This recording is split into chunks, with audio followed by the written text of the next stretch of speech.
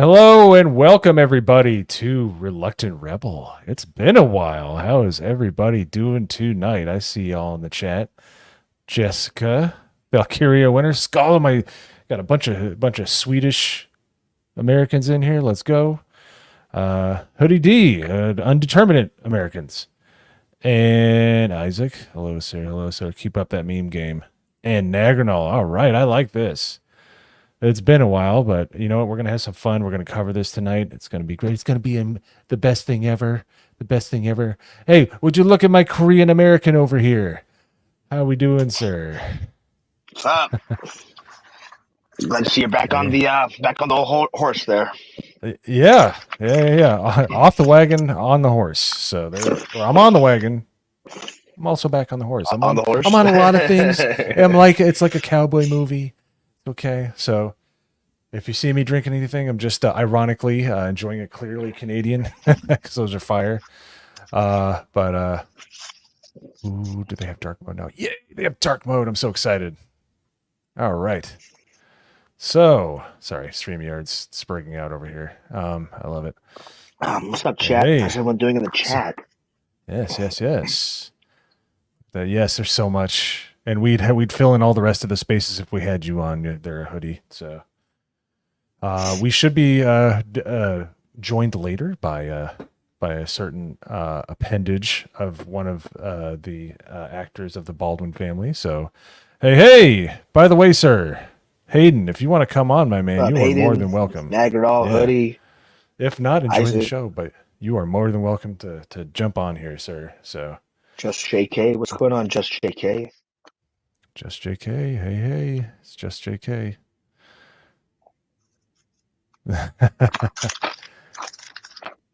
Okay. Oh, there we go. Well, we might as well get right into it. We will be streaming. We will be streaming from my local feed because I have a HD home run, which those are fire. This will be the local feed of where I live. So when it goes to commercial, I will. All right, man. Yeah, just whatever. We will cut out whenever they talk about other stuff. But let's cut to this lady with the crazy eyes. One of the announcers here. Let's see.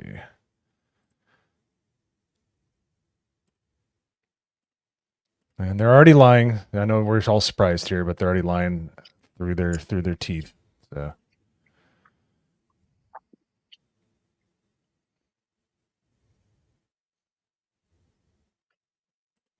All right, everybody good there? Can everybody hear that? Whoop, blah, blah. No audio. No audio. Fantastic.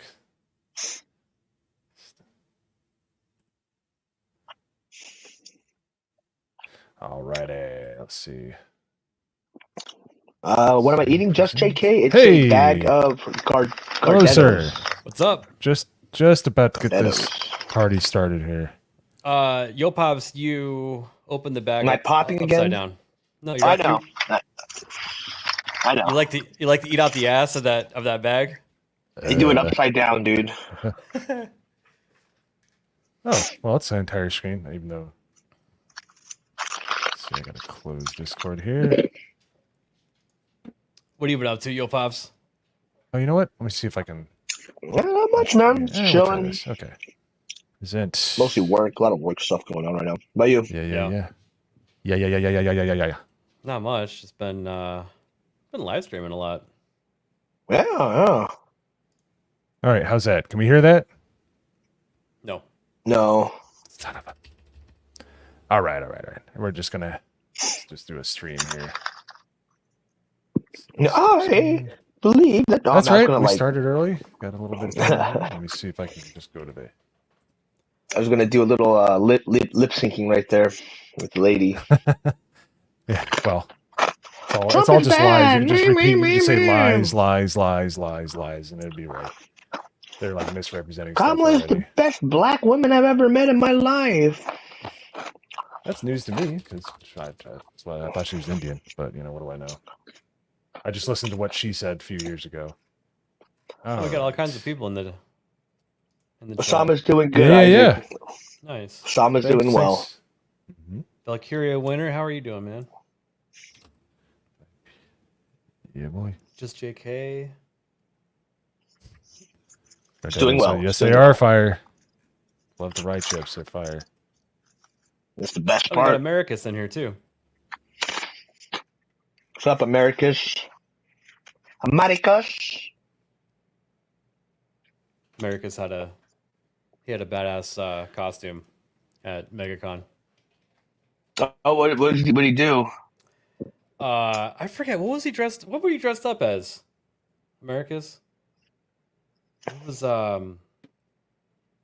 Is this here or is it on February when we met? yeah. He was wearing those like leather shoes, no shirt, but the jacket, it was like a leather jacket. Can't remember what it's from. All right. This is so much fun. StreamYards, you doubling your prices for what? For dark mode? You pieces of crap. StreamYard sucks, people. It's the beauty of the internet, folks. They want me to advertise internet. to other people. Yep. Well, just JK, if you didn't get a gifty from me, that means that you're just not ready for it. You need to believe. Just take a deep breath and relax. I think you're not gay enough. You have to believe in being more gay, and then you'll get it. Well, apparently you need to open yourself up for Yopop's gifties. Yeah. Mine, you don't have to do that. You're Okay, you just stand there and just accept it. But Yopop's, I think you're supposed to turn around, bend over, and then wait for a little prick. Conversations today, Andrew. How's that? You know, one of the good things about being in Washington is you kind of have some access to some Sound folks. better? Can we hear We've it? seen some Yep. things. Yeah, we heard it. All right, so we're just going with the Fox We had feed. the ability today to kind of talk to people who've been in these I presidential don't think they mind. They don't hit debates and people these- for streaming, these do they? As big-time long as you debates. just keep talking. Tim Kaine, senator from Virginia, he was Hillary Clinton's vice presidential pick back in 2016. You'll remember, you know. Blah blah blah. So I'll jump back in once it starts. But so That dude's little frohawk looks kind of funny with the background behind him.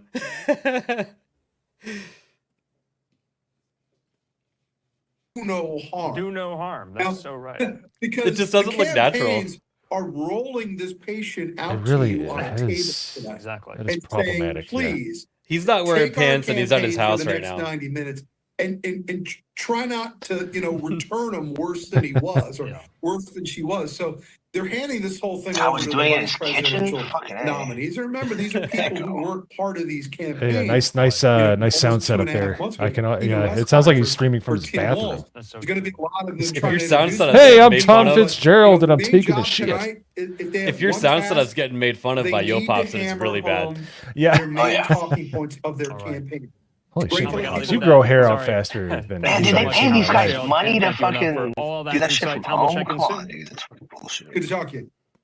All right. In the meantime, here we still have our live picture there inside of the spin room. We're going to go outside the spin room in just a moment here. Standing by for us I could give a live turkey outside about in this. New York City, of So- course, is going to be our friend Fox News's. All right, so I'm listening to it in the background. Oh, hey, man, we got well, we can't really have half the GCA unless there was a horrible accident, but ODD. Hello, Now we have all the representation. Oh, We're meeting our look who DEI quota. decided to show That's right. up. We've overshot Speaking it. of not wearing pants, I'm wearing pants. I'm just wearing a robe because it's cold down here. Who Motherfucker wears looks like the pants and a Italian robe? Jeff Lebowski. People that are accused of breaking the RICO statute. I'm using this is a shirt, basketball shorts, and a nice comfortable robe. I like the Hey, basketball hoodie. shorts. You should have a box of orange juice that says with just some pulp. Okay, I don't know if anyone will get that reference, but someone gets I that like one. no pulp in my orange juice. You're missing out, man. Pulp. Of course, you're out in California, It's so you get the Sopranos good. reference. You get the good shit. well, I was Anyone thinking sees more he could Sopranos, you know hold what I'm talking about. he could hold a thing of half and half and play Yeah, that's what I Mr. was thinking. Lebowski. Yeah, the White Russian. Yep. Hey, the gabago. Hey. It's got fats and nitrates. Hey, Gaming Ronin. Hello, sir. That was a fun little video that we did. So they're just pontificating about nonsense. So when they get to it, we'll get to it. But what a news cycle it's been. Yes, I agree. Big Dog Jake. It is going to be a shit fest, 100%. I don't know what to expect. I think that Walz has probably been practicing like crazy for this one night. So yeah, it's going to be a tamed debate. It's not going to be like Trump versus Kamala or Trump versus anything. It's going to be a nice, tamed debate. One side may get a little bit heated, another side gets heated, but it's not going to be like Trump where he just does the golden sound bites and the that performance. Vance can do some sound bites. Vance can bring some. Yeah, but it's not going to be like Trump, though. It's not going to be like Trump. No, at least not like classic Trump. But classic Trump's kind of long gone now. He's serious. He's on his A game. He's got it dialed in, man. He's really doing well. I really like his temperament as in the shows he's picking to go on. Now, if he can just pick a cabinet that isn't a bunch of losers from the swamp, I'll be happy because his last cabinet sucked. And there's JFK. If JFK, if they both crossed the aisles on that one, I think that's a very RFK. JFK isn't crossing RFK, for about 60 years. Dude, I've done that a couple times too. Don't RFK Jr. I keep doing it. Yeah, no, that's great. And what a great! I love how these people have thought that they could out-politic a Kennedy. He dunked on those assholes. Like, seriously. He seriously was like, oh, okay, well, I'm going to keep my name on the ballots where it's going to hurt the Democrats, and I'm going to take it off where it's going to help the Republicans. So he basically came up with this plan because he's a Kennedy. His dad was RFK. His uncle was JFK. That isn't like that. There is a genetic thing that happens with the Kennedy family, and they're like, oh, well, we'll just usurp the primary and stuff. He's like, okay, fine, let's do this, and he just destroyed them. And I think he's really going to be that. He's going to be the spoiler that we need because I think we need a little more gap to go beyond the whatever Jack Posobiec called it, beyond the margin of cheating. Margin of cheat. Yeah. So you can't even cheat past that. So, but if he's going to spoil in some states, even though some of these states like Michigan are trying to keep him on the ballot when he's trying to get off, So, yeah, it's going to be interesting. But this debate tonight, I think, is going to be pretty good. It's going to be a little because they're both, like you said, they have a milder attitude, which is not hard when you're talking about Trump because he's the best when it comes to like riling up people and things like that. So, but what does everybody think on the panel here is going to come from this debate? Do you think this will move the needle for the Trump Vance side, or do you think it's going to be something else? Well, when I say they, all these analysts and everybody keeps saying that the VP pick doesn't really matter. So really all they can do is just bolster their own people that they're attached to, which is Trump and Harris. So, I mean, can Walz prop up Harris through debating? I don't know. I think I think that JD Vance is a lot more reserved also, so he's going to be kind of calm. Whereas I think Walz might be the one to could win. The CBS try to make some jabs. Starts now. I'll see some jowls rumbling. I think this is my first time on. We're looking up. Thanks for having me on. Yeah, I think so. It's been a while. It's been kind of infrequent, but with us going into the final month here, final full month, we need to talk about it.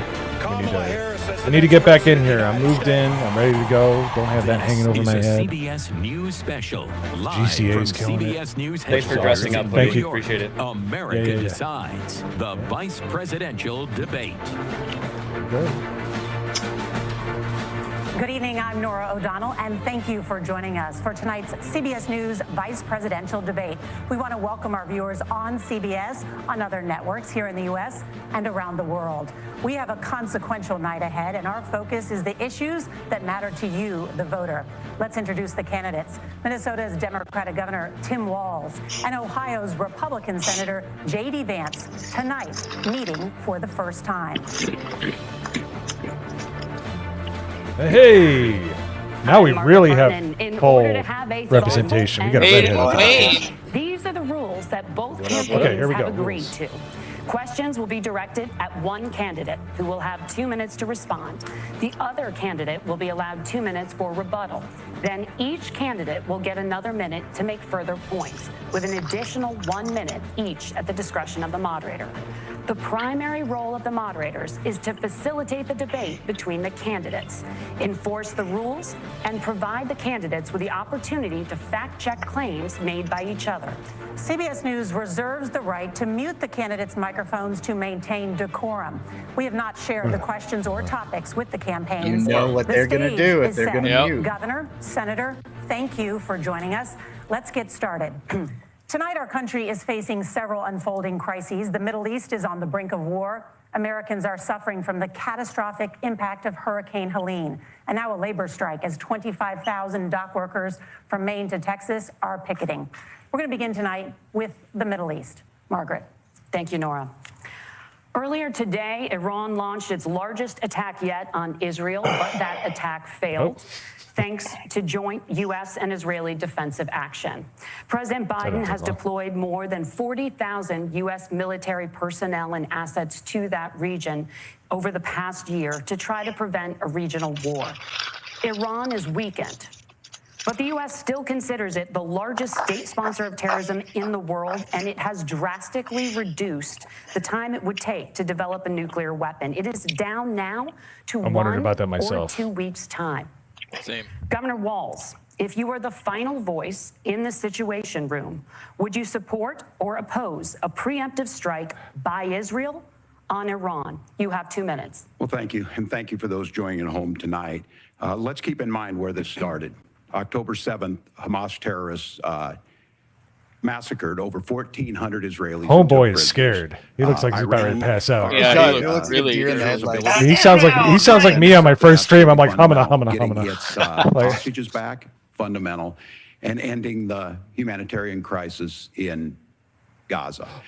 But the expansion of Israel and its proxies is an absolute fundamental necessity for the United States to have the steady leadership there. You saw it experienced today, where along with our Israeli partners and our coalition, able to stop the incoming attack. But what's fundamental here is that steady leadership is going to matter. It's clear, and the world saw it on that debate stage a few weeks ago.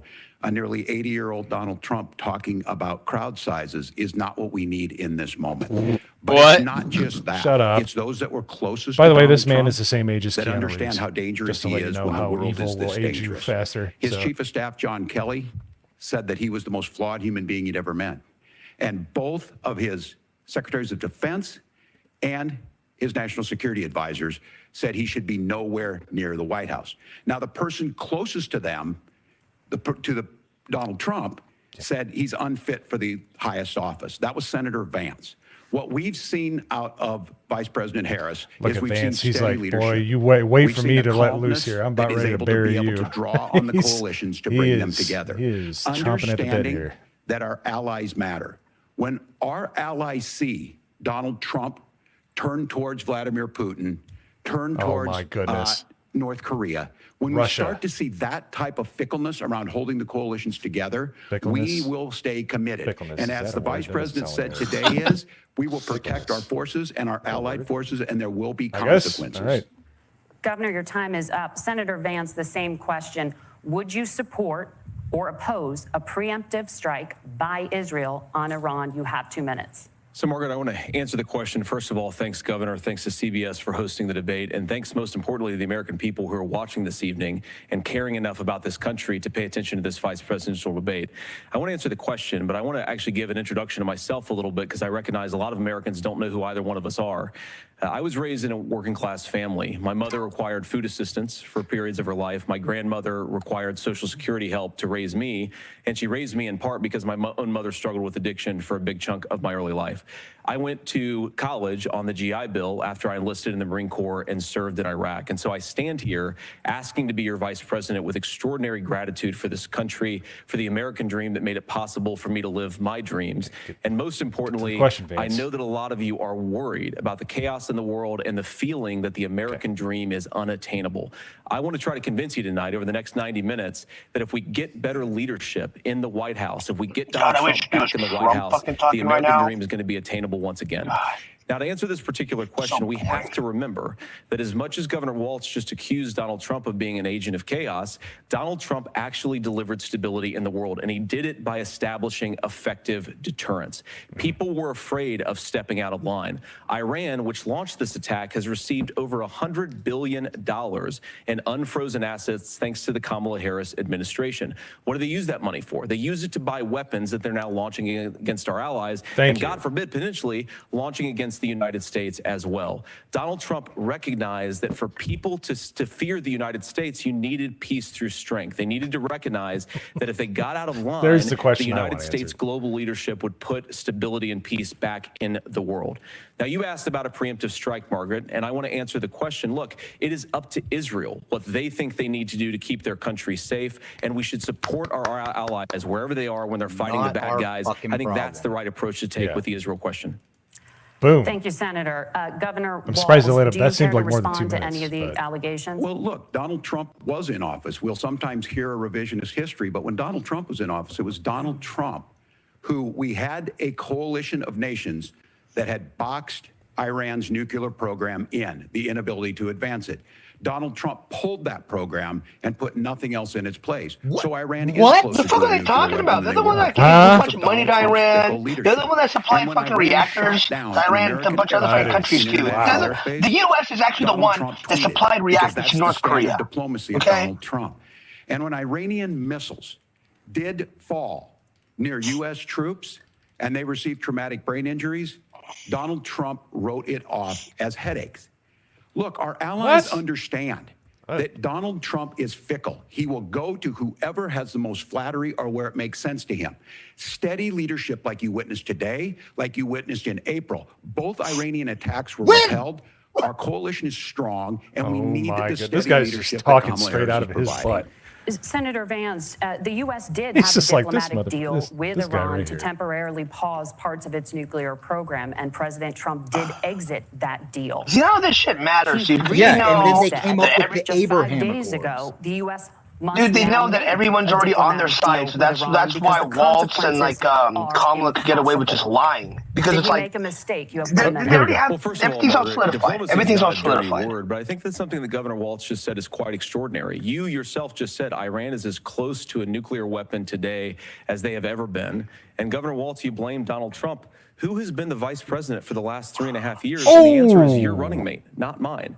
Donald Trump consistently made the world more secure. Now, we talk about what the sequence of events that led us to where we are right now, and you can't ignore October the 7th, which I appreciate Governor Walz bringing up. But when did Iran and Hamas and their proxies attack Israel? It was during the administration of Kamala Harris. So Governor Walz can criticize Donald Trump's tweets, but effective, smart diplomacy and peace through strength is how you bring stability back to a very broken world. Donald Trump has already done it once before. Ask yourself at home, when was the last time, I'm 40 years old, when was the last time that an American president didn't have a major conflict break out? The only answer is during the 4 years that Donald Trump was president. Boom. Gentlemen, we have a lot to get to. Nora? Margaret, thank you. Let's turn now to Hurricane Helene. The storm could become one of the deadliest on record. More than 160 people are dead and hundreds more are missing. Scientists say climate change makes these hurricanes larger, stronger, and more deadly because of the historic rainfall. Here we go. Senator Vance, according to CBS News polling, 7 in 10 Americans and more than 60% of Republicans under the age of 45 favor the U.S. taking steps to try and reduce climate change.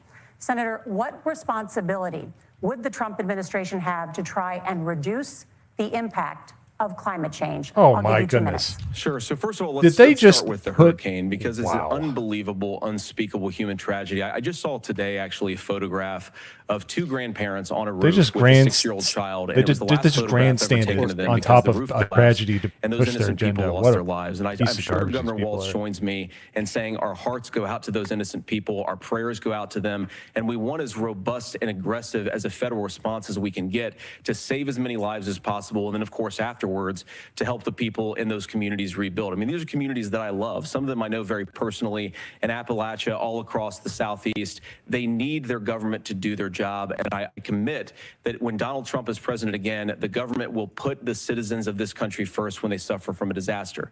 Now, Nora, you asked about climate change. I think this is a very important issue. Look, a lot of people are justifiably worried about all these crazy weather patterns. I think it's important for us, first of all, to say Donald Trump and I support clean air, clean water. We want the environment to be cleaner and safer. But one of the things that I've noticed some of our Democratic friends talking a lot about is a concern about carbon emissions, this idea that carbon emissions drives all of the climate change. Well, let's just say that's true. Just for the sake of argument, so we're not arguing about weird science, let's just say that's true. Well, if you believe that, what would you want to do?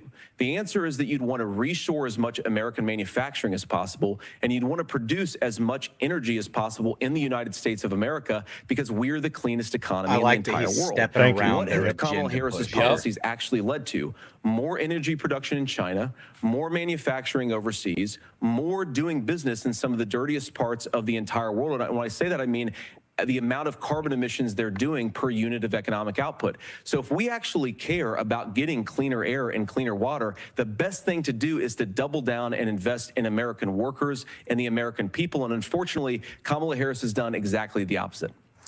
Governor Walz, you have 2 minutes to respond. Well, he's very reserved. Because all those things are happening. Look, first of all, it is a horrific tragedy with this hurricane. And my heart goes out to the folks that are down there in contact with the governors. I serve as co-chair of the Council of Governors as we work together. What are these pauses? I know, it's terrible. Partisanship. They work together to it's his solve earpiece telling him. Emergency responders. That's what it sounds like. It really does sound like somebody's interrupting him. The federal government comes in, make sure they're He there could pull to those tampons recover, out of his but we're ears. still in that phase where we That you need saw to in make the sure. front Dude, he row. looks like John McCain and coming back to the climate fucking what's change his issue, there's face? no doubt this thing roared onto Boss the scene Hog. faster. Rush Limbaugh had a kid. Senator Vance. Oh, it really does, climate dude. problem in the past. Donald Trump called it a hoax, and then joked that these things would make more beachfront property to be able to invest in. What we've seen out of the Harris administration, now the Biden-Harris administration, is we've seen this investment. We've seen massive investments, the biggest That's a pretty good one. global history that we've seen in the Inflation Reduction yeah, you're Act. right. I think you can hear jobs everything. all across the country. 2,000 in Jeffersonville, Ohio, taking About the size of my EV dad's technology ears. that we invented and making it Yeah, they don't get any 200,000 smaller. jobs across the country. The largest solar manufacturing plant in North America sits in Minnesota. But my farmers know climate change. Yeah, I can't Minnesota see that is now. 500-year Yeah, and if they droughts, come out on their 500-year deck, floods I'll back shoot to them with a back. paintball But what gun. they're doing is adapting, and this has allowed them to How tell about me the Somalians? harvest corn, The soybeans, Somalis. How Walz? harvest About wheat. that, dude. We're Talk about producing that, more man. natural gas and more oil at any time than we ever have. We're also producing more clean energy. So the solution for us is to continue to move forward that climate change is real. No. Reducing our impact is absolutely critical. But this is not Climate a change false might be choice. real, but you can climate do crisis that at the is same not. time you're creating the jobs Climate that does we're seeing change. all across the country. We're hurtling That's around the earth at exactly what this 25,000 administration miles has an done. hour. We are Right? seeing There's us going to be becoming an energy variations. superpower for the future, not just Dummies. the current. And that's what absolutely makes sense. And then we start thinking about how do we mitigate these disasters. Thank you. Senator, I want to give you an opportunity to respond there. The governor mentioned that President Trump has called climate change a hoax. Do you agree?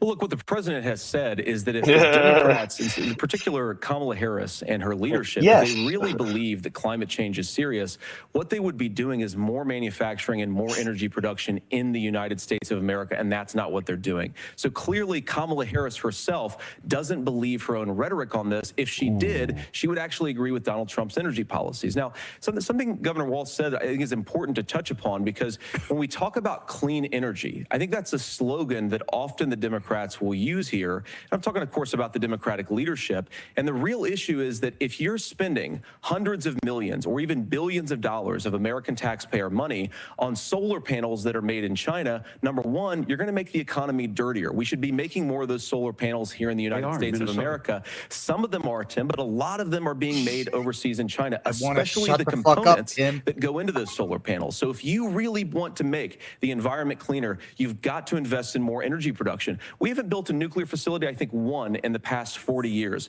Natural gas, we got to invest more in it. Kamala Harris has done the opposite. That's raised energy prices and also meant that we're doing Senator, worse by the climate. your time is up. Governor, would you like to respond? Well, look, we're JD Vance producing doing more great. natural gas than we ever have. Yeah, There's no he's- moratorium on that. We're producing more oil. I But saw him folks know, during and the on my- Ohio like I said senatorial again, debate, and he these are just not liberal destroyed folks. his These are opponent. not folks that are He Green is New Deal not folks. an These are idiot. farmers that have been drought one year, massive flooding the next year. They understand that it makes sense. Look, our #1 export cannot be topsoil from erosion from these massive storms. We saw it in Minnesota this summer. And thinking about how do we respond to that, we're thinking ahead on this. And what Kamala Harris has been able to do in Minnesota, we're starting to weatherproof some of these things. The infrastructure law that was passed allows us to think about mitigation in the future. How do we make sure that we're protecting by burying our power lines? How do we make sure that we're protecting lakefronts and things that we're seeing more and more of? What the fuck does that have to do with how farmers grow shit? And to take the oil company executives to Mar-a-Lago, say, give me money for my campaign, and I'll let you do whatever you want. We can be smarter about that, and an all-above energy policy is exactly what she's doing, creating those jobs right here. What? Governor, your time is up. The overwhelming consensus among scientists is that the Earth's climate is warming at an unprecedented rate. Margaret, unprecedented, people. We're going to turn now to immigration. The crisis at the U.S.-Mexico border consistently ranks as one of the top issues for American voters. Senator Vance, your campaign is pledging to carry out the largest mass deportation plan in American history and to use the U.S. military to do so. Could you be more specific about exactly how this will work? For example, would you deport parents who have entered the U.S. illegally and separate them from any of their children who were born on U.S. soil? You have 2 minutes. So first of all, Margaret, before we talk about deportations, we have to stop the bleeding. We have a historic immigration crisis because Kamala Harris started and said that she wanted to undo all of Donald Trump's border policies. 94 executive orders suspending deportations, decriminalizing illegal aliens, massively increasing the asylum fraud that exists in our system. That has opened the floodgates. And what it's meant is that a lot of fentanyl is coming into our country. I had a mother who struggled with opioid addiction and has gotten clean. I don't want people who are struggling with addiction to be deprived of their second chance because Kamala Harris let in fentanyl into our communities at record levels. So you've got to stop the bleeding. You've got to re-implement Donald Trump's border policies, build the wall, re-implement deportations. And that gets me to your point, Margaret, about what do we actually do? So we've got 25 million illegal aliens who are here in the country. What do we do with them? I think the first thing that we do is we start with the criminal migrants. About 1 million of those people have committed some form of crime in addition to crossing the border illegally. I think you start with deportations on those folks. And then I think you make it harder for illegal aliens to undercut the wages of American workers. A lot of people will go home if they can't work for less than minimum wage in our own country. And by the way, that'll be really good for our workers who just want to earn a fair wage for doing a good day's work. And the final point, Margaret, is you ask about family separation. Right now in this country, Margaret, we have 320,000 children that the Department of Homeland Security has effectively lost. Some of them have been sex trafficked. Some of them hopefully are at homes with their families. Some of them have been used as drug trafficking mules. The real family separation policy in this country is unfortunately Kamala Harris's wide open southern border. And I'd ask my fellow Americans to remember when she came into office, she said she was going to do this. Real leadership would be saying, you know what, I screwed up. We're going to go back to Donald Trump's border policies. I wish that she would do that. It would be good for all of us. Great Governor, answer. do you care to respond to any of those specific allegations, including that the vice president is, quote, letting in fentanyl and using kids as drug mules, among other things regarding children? The drug mule is not true, but I will say about this, about the fentanyl, because this is a crisis of this, the opioid crisis. And the good news on this is the last 12 months saw the largest decrease in opioid deaths in our nation's history. 30% decrease in Ohio, but there's still more work to do. But let's go back to this on immigration. Kamala Harris was the Attorney General of the largest state, a border state in California. She's the only person in this race who prosecuted transnational gangs for human trafficking and drug interventions. But look, we all want to solve this. She also kept people in jail after their sentences were up so they could fucking fight fires in California. The United States Congress. That's the Border Patrol agents. That's the Chamber of Commerce. That's most Americans out here. That's why we had the fairest and the toughest bill on immigration that this nation's seen. It was crafted by a conservative senator from Oklahoma, James I'm going to wear out this button. He's super conservative, but he's a man of principle, wants to get it done. Democrats and Republicans worked on this piece of legislation. The Border Patrol said, this is what we need in here. These are the experts. And the Chamber of Commerce and the Wall Street Journal said, pass this thing. Kamala Harris helped get there. 1,500 new border agents. Detection for drugs. DOJ money. This is supposed to be about them, not about the president. This is supposed to be like what they're going to do, not what Kamala's going to do. As soon as I was getting ready to pass, I really about their policy. no. The fact Told that them to it's an vote against it amnesty bill because that they it gives tried to him a pass. campaign issue. It gives him what would Donald Trump talk about if we actually did some of these things? And they need to be done by the legislature. You can't just do this through the executive branch. So look, we have the options to do this. Donald Trump had 4 years. He had 4 years to do this. And he promised you, America, how easy it would be. I'll build you a big, beautiful wall, and Mexico will pay for it. Less than 2% of that wall got built, and Mexico didn't pay a dime. But here we Sounds are. like what we need to 9 do years is after he came down that put everyone in escalator, sex trafficking once you I cross the can't line. wait It for doesn't this matter who you response. are. people and Yeah, telling yeah, them yeah. what he was going to do. I'm ready. As far as the deportation plan, at one JD point, Vance is ready, Senator watch. Vance said it was so unworkable to be laughable. So that's where we're at. Pass the bill, she'll sign it. Governor, your time is up. Amnesty bill. Senator, Let's the go. question was, will you separate parents from their children, even if their kids are U.S. citizens? You have 1 minute. Margaret, my point Yes. is that we already have massive child separations thanks to Kamala Harris's open border. And I didn't accuse Kamala Harris of inviting drug mules. I said that she enabled the Mexican drug cartels to operate freely in this country. And we know that they use children as drug mules. And it is a disgrace, and it has to stop. Look, I think what Tim said just doesn't pass the smell test. For 3 years, Kamala Harris went out bragging that she was going to undo Donald Trump's border policy. She did exactly that. We had a record number of illegal crossings. We had a record number of fentanyl coming into our country.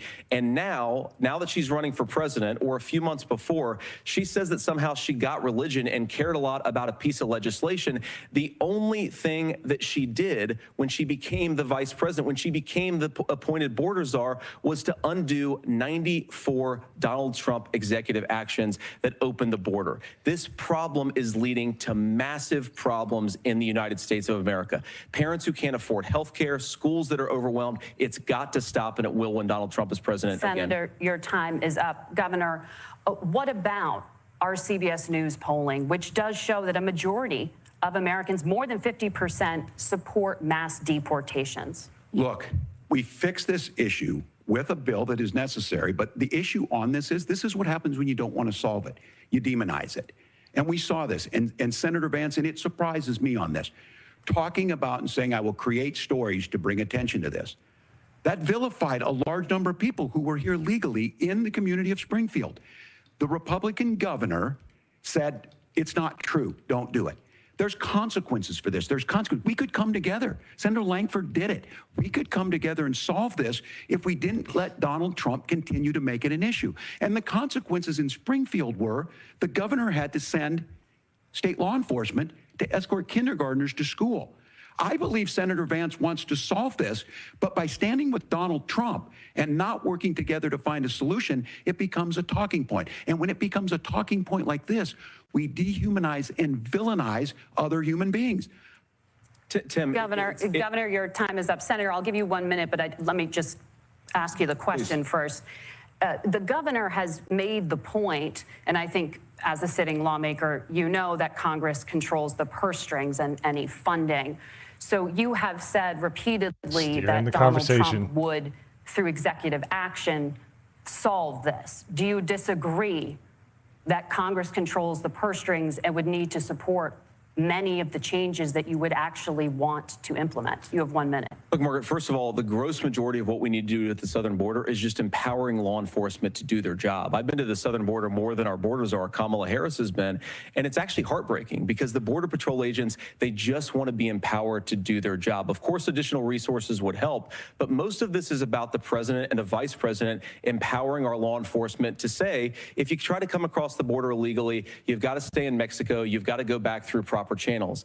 Now, Governor Walz brought up the community of Springfield, and he's very worried about the things that I've said in Springfield. Look, in Springfield, Ohio, and in communities all across this country, you've got schools that are overwhelmed, you've got hospitals that are overwhelmed, you have got housing that is totally unaffordable because we brought in millions of illegal immigrants to compete with Americans for scarce homes. The people that I'm most worried about in Springfield, Ohio, are the American citizens who have had their lives destroyed destroyed by Kamala Harris's open border. It is a disgrace, Tim. And I actually think, I agree with you. I think you want to solve this problem, but I don't think that Kamala Harris does. Senator, your time is up. Governor, you have 1 minute. Ooh, that's good. Holy shit. It is law enforcement that asked for the bill.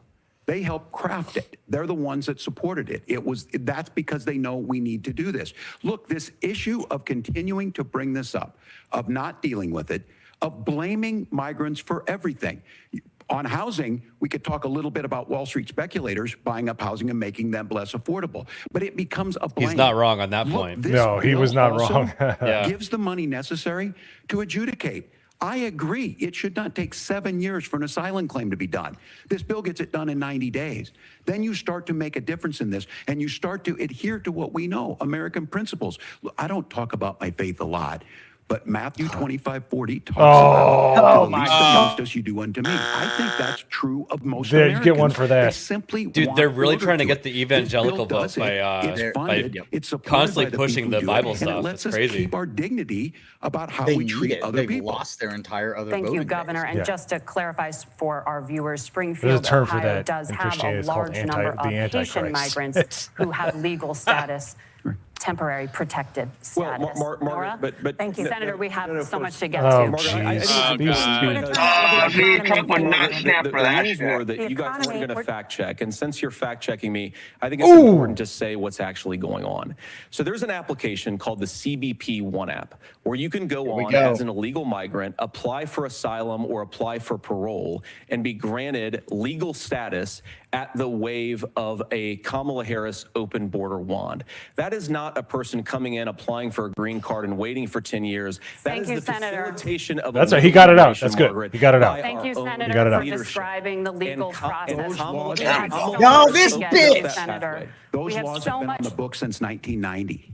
Thank you, gentlemen. The We want to CBP have. One app has not been on the books. Shut him up. It's something that Kamala Harris created, Margaret. Gentlemen, They muted his mic. the audience can't hear you because your mics are cut. We have so much we want to get to. Thank you for explaining the legal process. Nora. Thank you, Margaret. The economy They got is mansplained. a top concern for voters. Each of your campaigns has released an economic plan, so let's talk about the specifics. Governor Walz, Vice President Harris unveiled a plan that includes billions in tax credits for manufacturing, housing, and a renewed child tax credit. The Wharton School says your proposals will increase the nation's deficit by $1.2 trillion. How would you pay for that without ballooning the deficit? Governor, I'll give you 2 minutes. That's actually a good question. And Kamala Harris and I do believe in the middle class because that's where we come from. We both grew up in that. We understand. So He those did of it. you out He there did the listening, line. you're hearing a lot of stuff back and forth, and it's good. It's healthy. That's what this is supposed to happen. You should be listening. How's this going to impact me? The bold forward plan that Kamala Harris put out there is talking about this housing issue. The one thing is there's 3 million new houses proposed under this plan with down payment assistance on the front end to get you in a house. A house is Where's this money come from? You cannot an asset to be traded somewhere. You cannot. It's foundational to where you're at, and then making throw sure that more the money things you into buy the every day, economy whether they expecting be to fix it. prescription That's drugs not how that or works. Other things that there's fairness. to Very, that. very Look, few the times $35 have things insulin like is a that work. good Like the thing, GI Bill, that but works. It costs $5 to make insulin. They were Well, she's saying they're gonna try to do like some loan. Yeah, what's the point of getting government loans when the price of a house is like $1 billion later on? It's working. And then making sure tax cuts go to the middle class. $6,000 child tax credit. We have one in Minnesota. Reduces childhood poverty by 1/3. We save money in the long run, and we do the right thing for families. And then getting businesses off the ground. The law as it stands right now is $5,000 tax credit for small business, increasing that to $50,000. Now, this is a philosophical Tax and spend difference Democrats, between us. baby. That's Donald how they Trump roll. Made a promise, and I'll give you this. He kept it. He took folks to Mar-a-Lago. He said, "You're rich as hell. I'm going to give you a tax cut." He gave the tax cuts that predominantly went to the top class. What happened there was an $8 trillion increase in the national debt, the largest ever. Now he's proposing a 20% consumption or sales tax on everything we bring in. Everyone agrees, including businesses, it would be destabilizing. How about a fucking tariff so people start manufacturing in the U.S. instead of fucking shipping stuff from overseas? Where are we going? Kamala Harris has said to do the things she wants to do. We'll just ask the wealthiest to pay their fair Why doesn't share. she do it When now? You do that, our system This is works all best. nonsense. More people are participating in it, and folks have the things that they need. Senator, I want to give you a moment to respond on that. But similarly, the Wharton School has done an analysis of the Trump plan and says it would increase the nation's deficit by $5.8 trillion. My question is the same for you. How do you pay for all that without ballooning the deficit? I'll give you 2 minutes.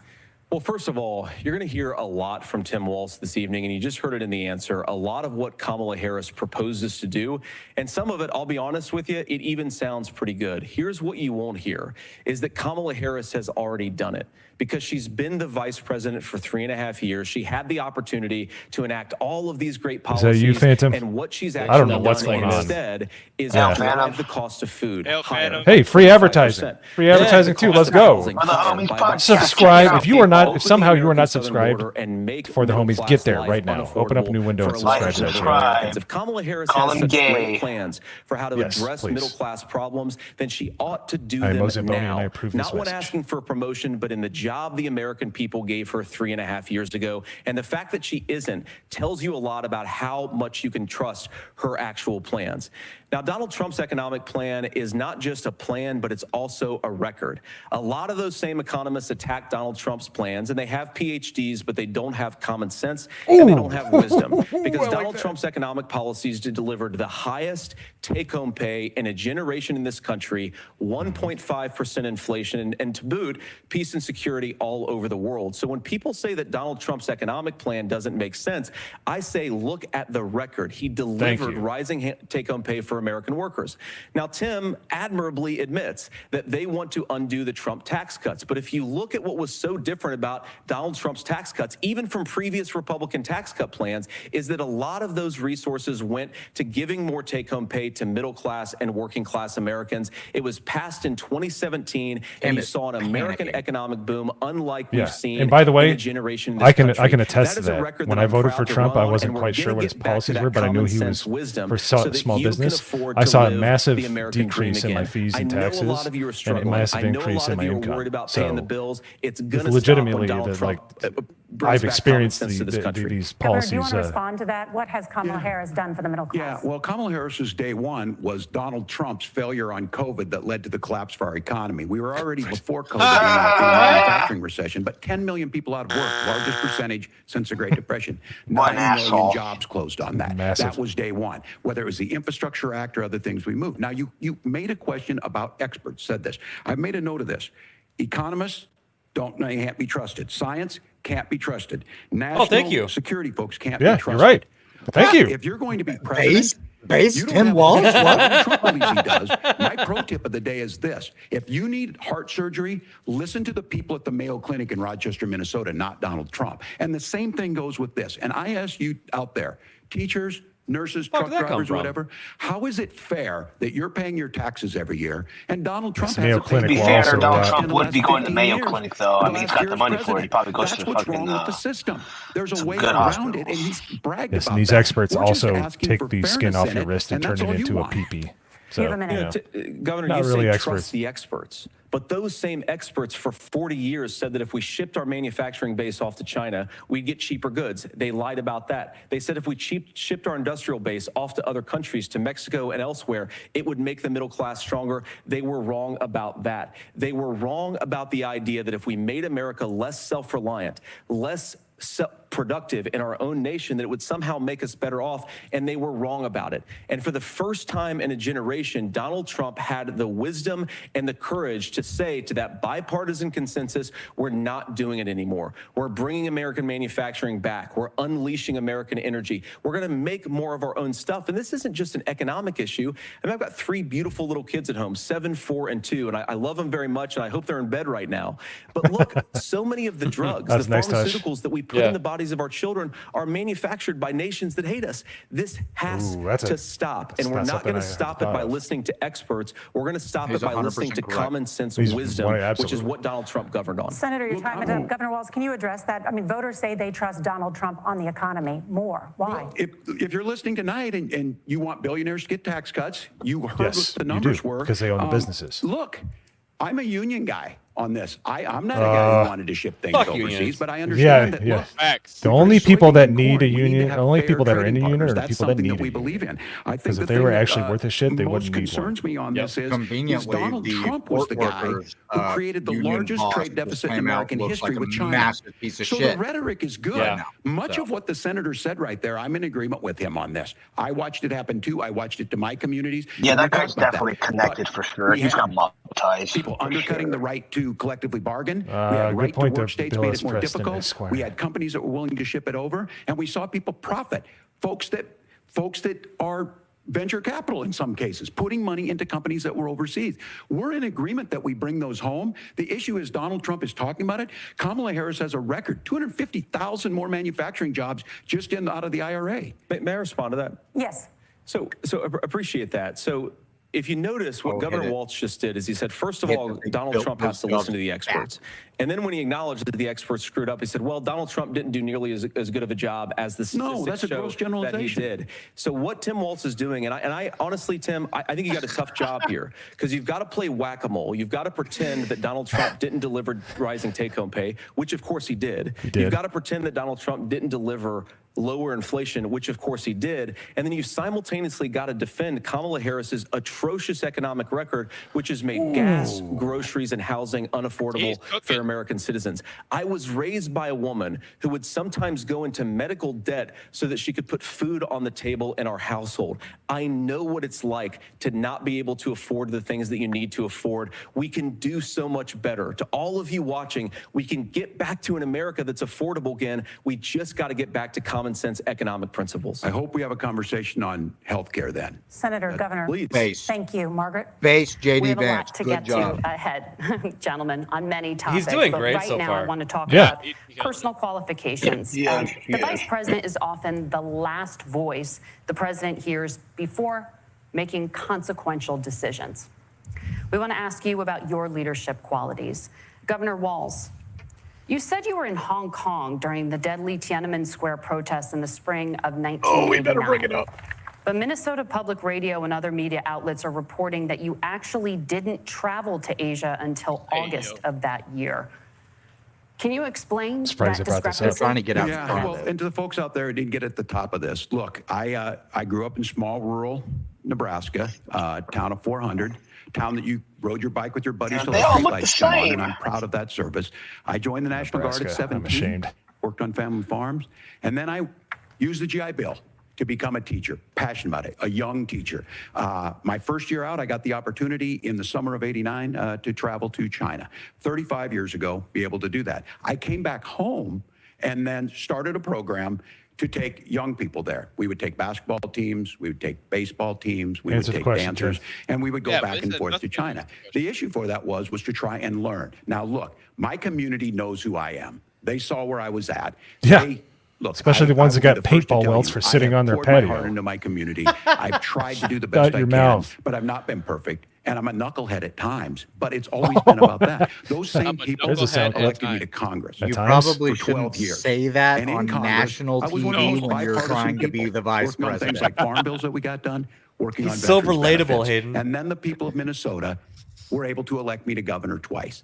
So look, my commitment has been from the beginning to make sure that I'm there for the people, to make sure that I get this right. I will say more than anything, many times Totally avoided the I question. will talk a lot. Yeah. I will get caught up in the rhetoric. By the way, J.D. But Vance is a being veteran there, and actual the impact it made, the difference it non-lying made in my life, I learned a lot one. about China. I hear the critiques of this. I would. Does make anybody the case remember that in Donald Trump should have Minneapolis come on one of those the trips Somali with us. cop that I shot a white guarantee woman? you he wouldn't be Just like out of praising nowhere, Xi Jinping and they never about like how- talked I don't about it remember that I one. afterwards. guarantee you he wouldn't start a Yeah, But I he do shot remember and it. killed a woman. Losing. He was So a cop, this is about and it was like trying in to broad daylight. understand Shot and the killed world. her. It's about She was trying not to doing anything do the wrong. best you can for your Like community. nothing. And Just then shot it's her putting and then yourself never out talked there about and it letting again. your folks understand what it Couple is. years He did not answer Minnesota. the question at Whether it all. be through teaching, which I was good at. By the way, or history whether lesson. it was being a good soldier, Minnesota or was being a is the good only member state of to not vote Congress. for Those Reagan. are the things that I think are the values that back people to care They're the about. only one to vote So for good at it. Governor, Mondale. just to follow up on that, the question was, can you Hey, get explain his ass. the No, just- There you go. discrepancy? All I said on this was I got there that summer and misspoke on this. So I will just. Misspoke. Oh, That's what I've said. Thanks for wasting So I was fucking in- 3 minutes. Hong Kong and China Explain, during bitch. the democracy protests went in. And from that, I learned a lot of what needed to be in governance. Lying, body language lying. Oh, he's lost. Thank you, Governor. Senator Vance, in 2016, you called your running mate Donald Trump unfit for the nation's highest office, and you said he could be America's Hitler. I know you said, you've been asked many times, and you said you regret those comments. It is a good question, but you know he's ready for to Donald Trump in 2020. But the By the way, Washington Post reported new messages you're last talking about a week in which you 32-year-old also to a disparaged 40-year-old. Trump's That is economic not like record while he 52 was to 60. president, That's a writing to huge someone in jump in 2020, maturity. quote, Trump thoroughly failed to deliver his economic populism. You're now his running mate, and you've shifted many of your policy stances to align with his. If you become vice president, why should Americans trust that you will give Donald Trump the advice he needs to hear and not just the advice he wants to hear? You have 2 minutes. Well, first of all, Margaret, because I've always been open. And sometimes, of course, I've disagreed with the president, but I've also been extremely open about the fact that I was wrong about Donald Trump. I was wrong, first of all, because I believed some of the media stories that turned out to be dishonest fabrications of his record. But most importantly, Donald Trump delivered for the American people. Rising wages, rising take-home pay, an economy that worked for normal Americans, a secure southern border, a lot of things, frankly, that I didn't think he'd be able to deliver on. And yeah, when you screw up, when you misspeak, when you get something wrong and you change your mind, you ought to be honest with the American people about it. It's one of the reasons, Margaret, why I've done so many interviews, because I think it's important to actually explain to the American people where I come down on the issues and what changed. Now, you pointed out the messages from 2020. Margaret, I've been extremely consistent that I think there were a lot of things that we could have done better in the Trump administration the first round if Congress was doing its job. I strongly believe, I've been a United States Senator, that Congress is now a high-class debating society. It's not just a forum for senators and congressmen to whine about problems. It's a forum to govern. So there were a lot of things on the border, on tariffs, for example, where I think that we could have done so much more if the Republican Congress and the Democrats in Congress had been a little bit better about how they govern the country. They were so obsessed with impeaching Donald Trump, they couldn't actually govern. And I want to talk about this tariff. I'm glad he threw the Republicans under the bus too, because they're just Democrat lights. A lot of them. They deserve it. Sales tax. Yeah. Look, the one thing, and you're probably surprised to hear me praising Joe Biden, but the one thing that Joe Biden did is he continued some of the Trump tariffs that protected American manufacturing jobs. And it's the one issue. Now that will ingratiate himself to independence when he's like, hey, if he did something right, if he's calling balls and strikes, that's going to help a lot to get a few of those voters in there. If you're trying to employ slave laborers in China at $3 a day, you're going to do that and undercut the wages of American workers unless our country stands up for itself and says you're not accessing our markets unless you're paying middle-class Americans a fair wage. Senator, your time is up. Nora? Thank you. Now to the issue of reproductive rights. Oh, God. After Roe versus Wade was overturned, you signed a bill into law that made Minnesota one of the least restrictive states in the nation when it comes to abortion. Such a touchy Former subject. President Trump said in the last debate that you believe abortion, quote, in the 9th month is absolutely fine. Yes or no? Is that what you support? I'll give you 2 minutes. That's not what the bill says, but look, this what do you say? What do you You're on camera saying it. Donald Trump put this all into motion. He brags about how great it was that he put the judges in and overturned Roe versus Wade. 52 years of personal autonomy. And then he tells us, oh, we send it to the states. It's a and horrible law, by the way. Even Amanda the people that got Zaworski it passed would were like, disagree yeah, with this you is on it's a shaky. This beautiful ain't gonna thing. last. A young bride in Texas waiting for their child at 18 weeks. She has a complication, a tear in the membrane. She needs to go in. The medical keep my state's name out your motherfucking needs mouth. to be decided by the doctor. And that would have been an abortion. But in Texas, that would have put them in legal jeopody. So she went home. He's talking about 7% sepsis, of the people nearly that get dies, abortions. And now she may have difficulty having whether children. it be grape, or Inchmest, trying to play the YouTube game, a 12-year-old child, or complications. By her All the 92 to 93% are elective. They're women who cannot keep their legs Vance closed. said two wrongs don't make a right. There they is no use right it as a prophylactic. They in Minnesota, get rid of what that we child. did was restore. They try to lump in like Wade. miscarriages We and made stuff sure that we put with abortion. That made me Women, really that's not an in charge abortion. of their health care. That's not what that is. This is not. If you don't know Amanda or a Hadley, you soon will.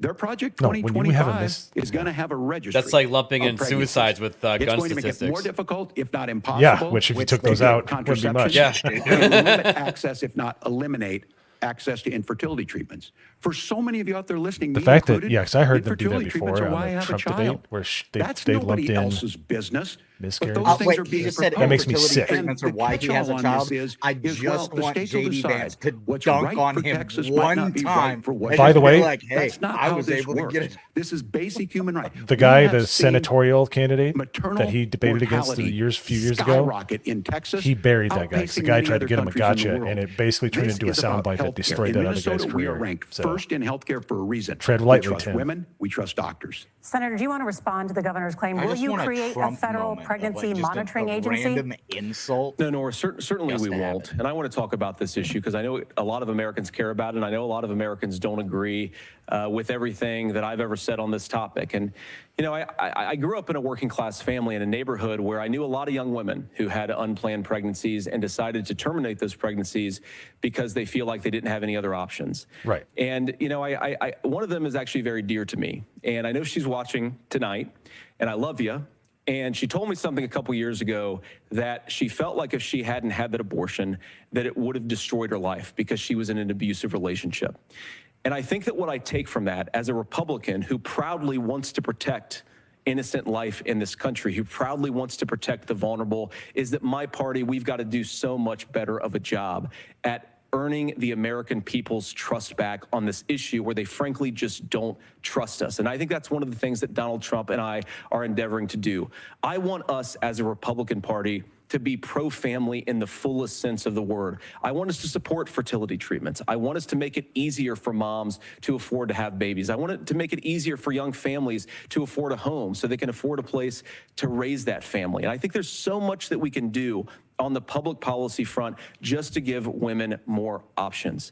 Now, of course, Donald Trump has been very clear that on the abortion policy specifically, that we have a big country and it's diverse. And California has a different viewpoint on this than Georgia. Georgia has a different viewpoint from Arizona. And the proper way to handle this, as messy as democracy sometimes is to let voters make these decisions. Let the individual states make their abortion policy. No. And I think that's to voters making decisions. That's a good making decisions. Big, a very diverse, and let's be honest, sometimes a very, very messy and divided country. Governor, would you like to respond and also answer the question about restrictions? Yeah, well, the question got asked, and Donald Trump made the accusation that wasn't true about Minnesota. Well, let me tell you about this idea that there's diverse states. There's a young woman named Amber Thurman. She happened to be in Georgia, a restricted state. Because of that, she had to travel a long distance to North Carolina to try and get her care. Amber Thurman died in that journey back and forth. The fact of the matter is, how can we as a nation I would bet somebody $100 it had nothing to do with the pregnancy being dangerous to her life and her not being able to I'm going to fact check it right now. Amber Thurman. Didn't even happen. There's a very real chance. We have live fact checking on this show? Lived in Minnesota. I know, right? She would be alive today. That's why the rest. Whether or not I find anything, we'll see. When you listen to Vice President Harris talk about this subject, and you hear me talk about it, you hear us talking exactly preaching the point that they want Donald everybody Trump to is trying to think, figure and that's out what how you to can get the easily political right find. of this. I agree with a lot of what Senator Vance said about what's happening. His running mate, though, does not, and that's the problem. Governor, your time is up. Senator, let me ask you about that. He mentioned, it was, I think, referring to a national ban. In the past, you have supported a federal ban on abortion after 15 weeks. In fact, you said if someone can't support legislation like that, quote, you are making the United States the most barbaric pro-abortion regime anywhere in the entire world.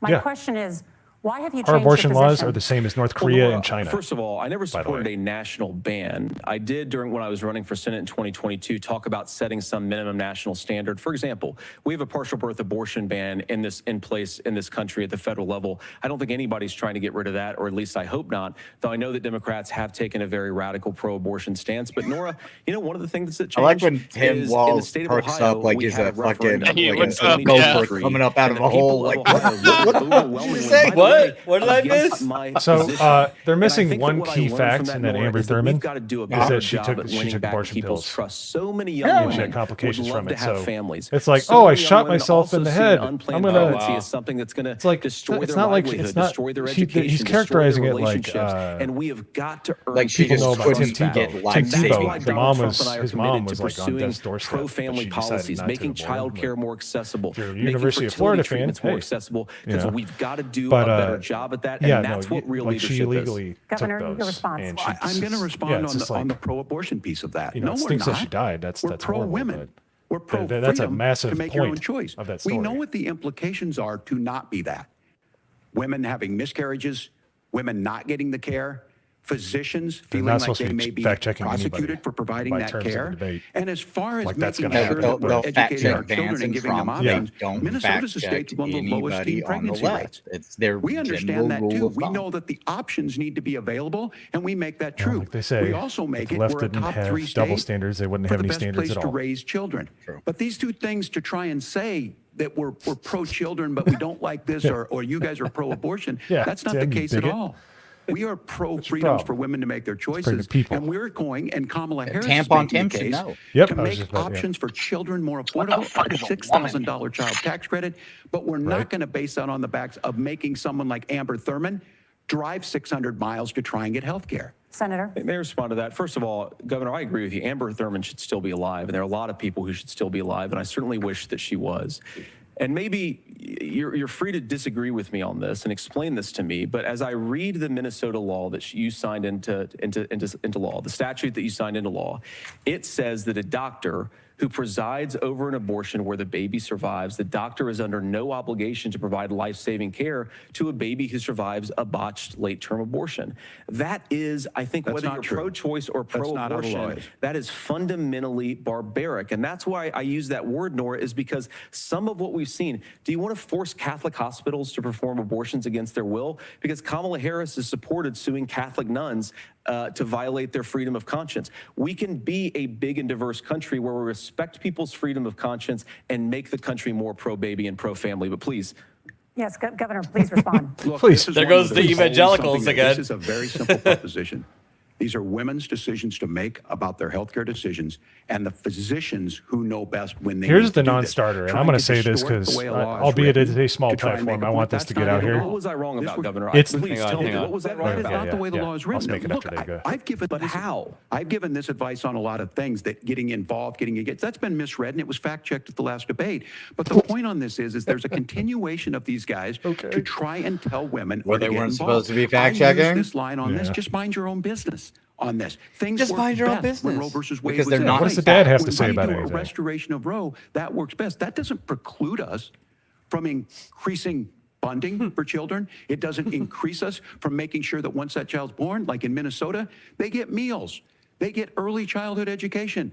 They get health care. Get education when you're a baby? Hiding That's behind pointless, we're but going to do all okay. these other things when you're not proposing them in your budget. Kamala Harris is proposing them. She's proposing all those things to make life Sounds a easier lot for longer than a families. minute. I asked a specific question, Governor. You gave me a slogan as a response. It's not the case. It's not true. That's not what That's the what I'm law saying. says. This is what he They does. fact-checked it When he with knows he's President got to. Trump. Gentlemen, there's a lot to discuss. We have to move on, and we're going to be Did you right see back that? with Dude, much JD more is of the good at CBS this. News He's Vice really Presidential good Did at you debate see in that just a smirk moment. at the end? He's like, I'm playing basketball against. Oh, hey, good. We got a break here. Good. Probably just mute it. You could probably leave it up and just mute it. Sure, sounds good. If I can just find my tab here. Professionals here, folks. Professionals. There we go. So, I think JD Vance is handling it well. It's 3-on-1, and he could say, bring me more. He's like Agent Smith, more. He's on the offense, and Walz is on the defense. Oh, he's killing the moderators with kindness. He's like, you mind if I talk? Like he's giving them platitudes. He knows how to work the room, but he's got like a certain like charisma about it too. Did you see that? Okay, I need to rewind this. I need to make a meme with the Snoop Dogg drop, but he knew. He's like, I got this guy. Snoop Dogg would hate that too. Good. Watch this. Blah blah blah blah. Just look at the man's face here at the end. Let me see if I can find it. Watch this. He knows. Replay. Look at that.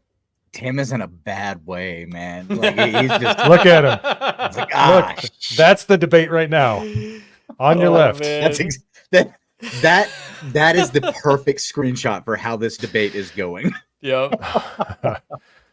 And by the way, memers, let's see it. Let's see it. We got Isaac and Phantom in the chat, the up and comers, if they're not already there. So do it. I'm taking a screenshot right now. I am too. I'm gonna poke some of my lefty friends. Yeah, I'm glad he's been bringing up some of these topics because there's a guy that I talk to a lot and I play games with that lives out in Nevada near Lake Tahoe. You know, he crosses over into California. He asked me a lot of these questions because they're talking points that are just frankly non-starters and idiotic, and they're all parroted by CNBC or MSNBC and you know, like CNN and local news outlets, and the fact that he's just bringing it up, you know, as far as the 9-month thing, I actually did some research on that. I haven't seen anything, but the point is they treat babies like they're nothing. You know, they have, and to that I say, that is not your body. So it is not your choice. That is a specific, unique human with specific DNA that is different than yours. The dad should have a say, and that baby never gets a say. So if you're just going to end it because you don't want to take the responsibility, you are barbaric. You are a disgusting person, period. I just want to point out that even the color of the tie is interesting. JD decided to go with a pink tie. It's it's a shade of red, but it's not quite red, and you can't make fun of it. You know what I mean? Well, sure you can. As long as Beardo is wearing it on his shirt, yeah, totally. Well, yeah, you can totally make fun of it, yeah. But yeah, he's been calm, and Tim has been all jittery, and like not as idiotic as Kamala Harris, but he's being disingenuous. He's lying. You could tell by his body language how he's just shifting and he might not say but his body language is saying You know, he's trying to. It's like somebody trying to fight Mike Tyson, and you're an amateur boxer. You're just trying not to get knocked out, and I think he pretty much landed. I think he got a knockdown on that last part of that debate before we went into commercial. So. Oh yeah. That was that was a home run hit right there at the end before the commercial, just to let everybody kind of let that one sit for a minute. Can I share my screen really quick? Oh, by all means, sir. We're probably going to be talking about this the next segment, but I just found this hilarious. Of course, we do support this LGBT movement. That is, let's go Bob Tell Steve. That's pretty smart. I like it. Pretty clever. I was laughing a little bit too hard at that. So. Oh, I think we're back. Yep. All right. Hold on. Bring the audio back. I know. It doesn't matter. Whatever they're saying is bullcrap. So. Firearms. Senator Vance. Oh, you oppose most gun legislation that Democrats claim would curb gun violence. You oppose red flag gun laws and legislation to ban certain. Just say Democrats are retards, including AR-15s. Yes. So let me ask you. But that would be for a very short debate. For the first time, albeit a very true one, of a school shooter were convicted of involuntary manslaughter and sentenced to 10 years in prison. Do you think holding parents responsible could curb mass shootings? I'll give you 2 minutes. Yeah, well, Nora, on that particular case, I don't know the full details, but I certainly trust local law enforcement and local authorities to make those decisions. I think in some cases the answer is going to be yes, and in some cases the answer is going to be no, and the details really matter. It's like here. if they have premeditated kid knowledge, steals a gun, that's going to be different than if a parent hands over a gun knowing that their kid is potentially dangerous. But look, I want to just sort of speak as a father of 3 beautiful little kids, and our oldest is now in 2nd grade. And like a lot of parents, we send our kids to school with such hope and such joy and such pride at their little faces on the first day of school. And we know, unfortunately, that a lot of kids are going to experience this terrible epidemic of gun violence. And of course, our hearts go out to the families that are affected by this terrible stuff. And we do have to do better. And I think that Governor Walz and I actually probably agree that we need to do better on this. The question is just, how do we actually do it? Now, here's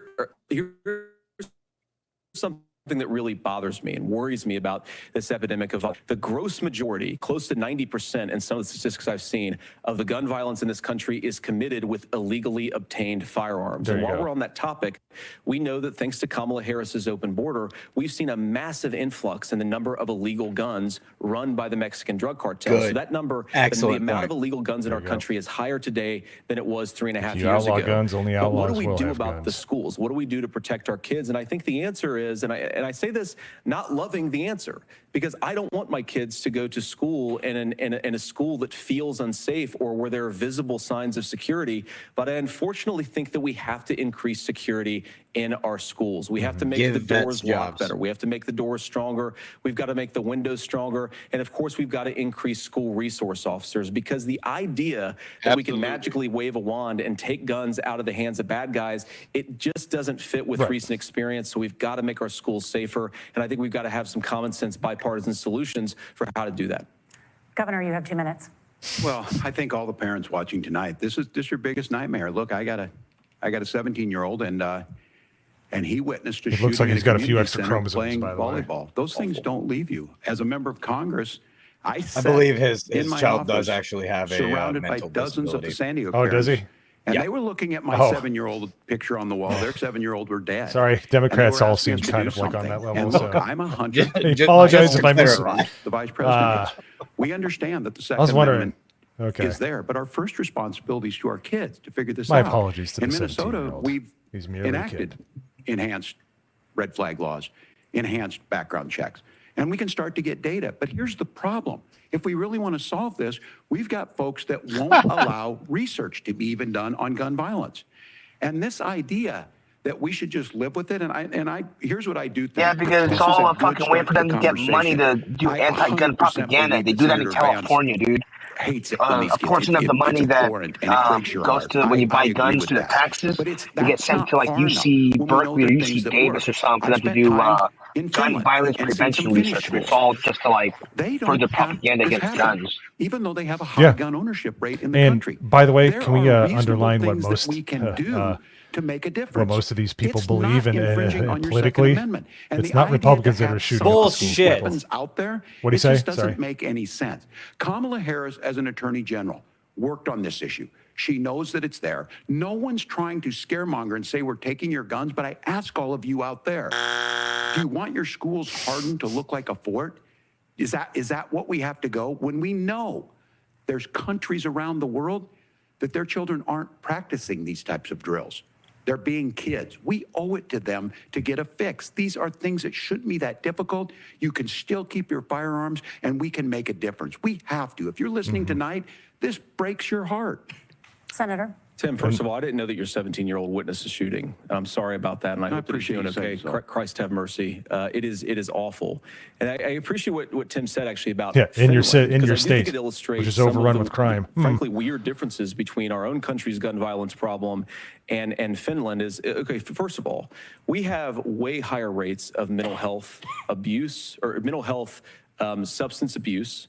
We have way higher rates of depression, way higher rates of anxiety. We unfortunately have a mental health crisis in this country that I really do think that we need to get to the root causes of, because I don't think it's the whole reason why we have such a bad gun violence problem, but I do think it's a big piece of it.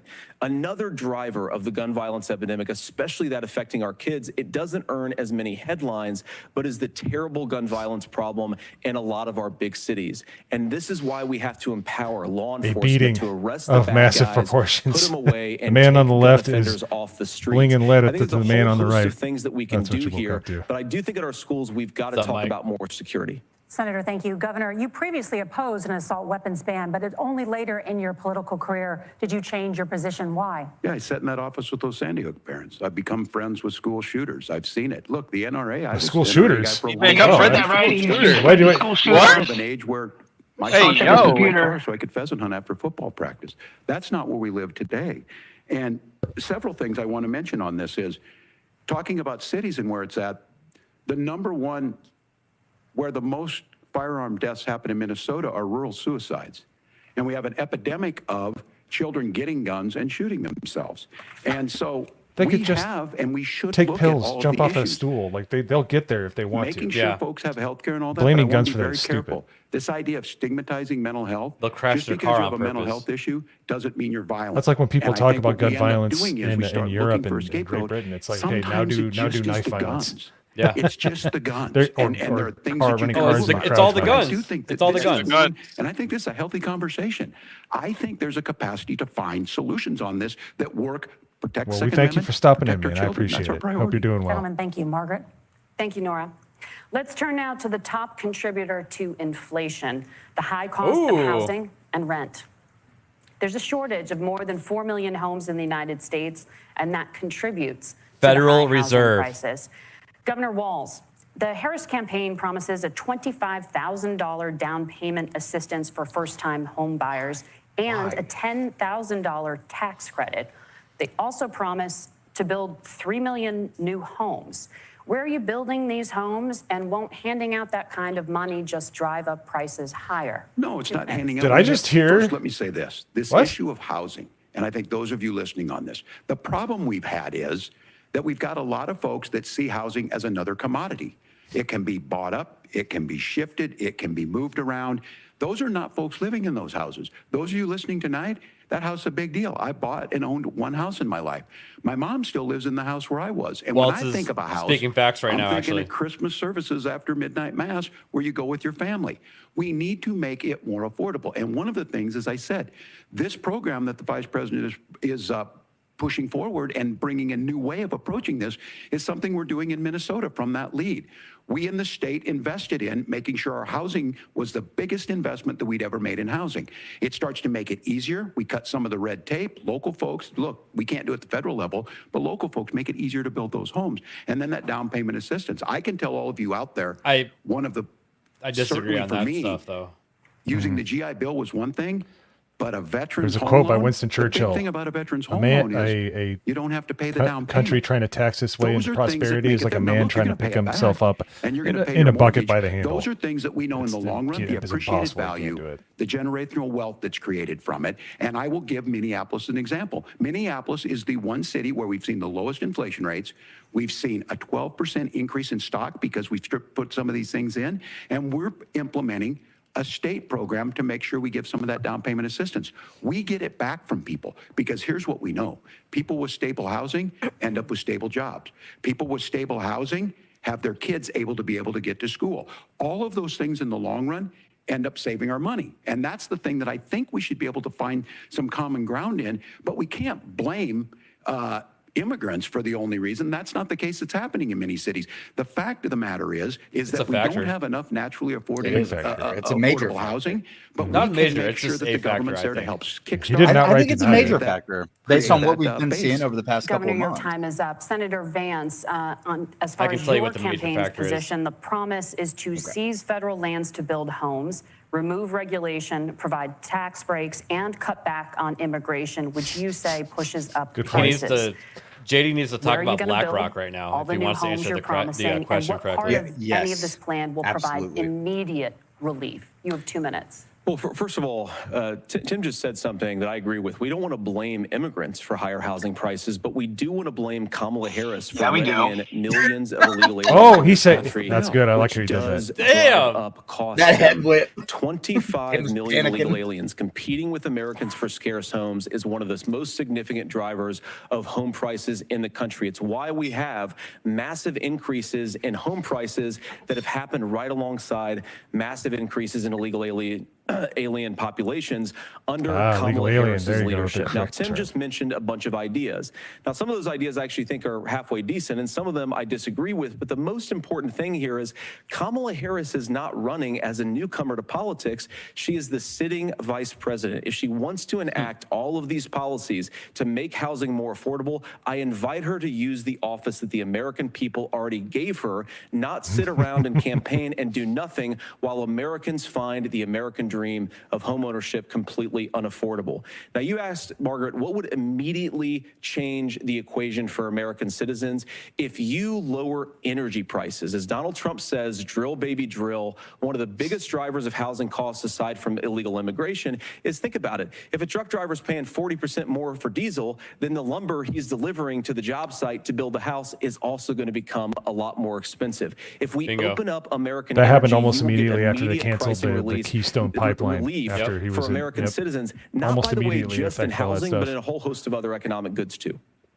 Senator Vance, you still have 23 seconds there. Do you want to answer? Can I have it? Where, Governor, we will Yeah, get he's to you like, in a shut up. moment. But Senator, where are you going to seize the federal lands? Can you clarify? Well, what Donald Trump has said is we have a lot of federal lands that aren't being used for anything. They're not being used for national park. They're not being used, and they could be fair, a lot of places federal where land we is build like a lot of out in the middle of housing. nowhere. And I It's do like think that we should nothing be out there, opening up so. building in this country. Well, we I can have speak a on lot the of land federal that could be land used. and, We have a like, lot yeah, of out in Americans the that middle need of nowhere. That's homes. where I We should be work. kicking out illegal immigrants who are competing for those homes, and we should be building more homes for the American citizens who deserve to be here. Senator, your There's time is mostly up. minerals and stuff Governor, on that I do land, want to isn't let it, you though? respond to No, the oil. allegation There's that the oil out vice there, dude. president Yeah, is oil and there's letting again, there's in minerals and stuff too in some Of course, places. immigrants, true. And and again, that you is have the impacting facts. I housing guess we prices. agreed not to fact check. I'll check it. That look, crossings are down compared to when Donald Trump left office. Oh. But it's again blaming Bullshit. and not trying to find the solution. I was going to ask though on this question: are we going to I drill had and to hit build it on that houses in the same federal land? And I think when people hear federal lands, these are really important pieces of land. Now, Minnesota doesn't have a lot of federal lands. I know in the western part of the countries we do. There's not a lot of federal lands in and around Minneapolis, for example. Yeah, So the Nevada is issue like is I don't 90% understand the federal federal land, lands issue pretty much. unless The we whole do state's this, just and I nothing worry but about this as federal someone who land. cares deeply I about think our national Arizona, too. parks I think and our Arizona's federal lands. Look, 70, Minnesota, Colorado, 60% protect okay. these things. We've got about New 20% Mexico of has a our lot of fresh federal water. land. These lands protect. They're there for a reason. They belong to all of us. But again, this is when you view housing and you view these things as commodities. Like there's a chance to make money here. Let's take this federal land and let's sell it to people for that. I think there's better ways to do this. That's We've not seen what- in that's Minnesota not how it we're able works. to refurbish some See of these steam houses. coming We're out of able to make Hayden's some ears. investments. That gets people in. And I'm still on the fact on this.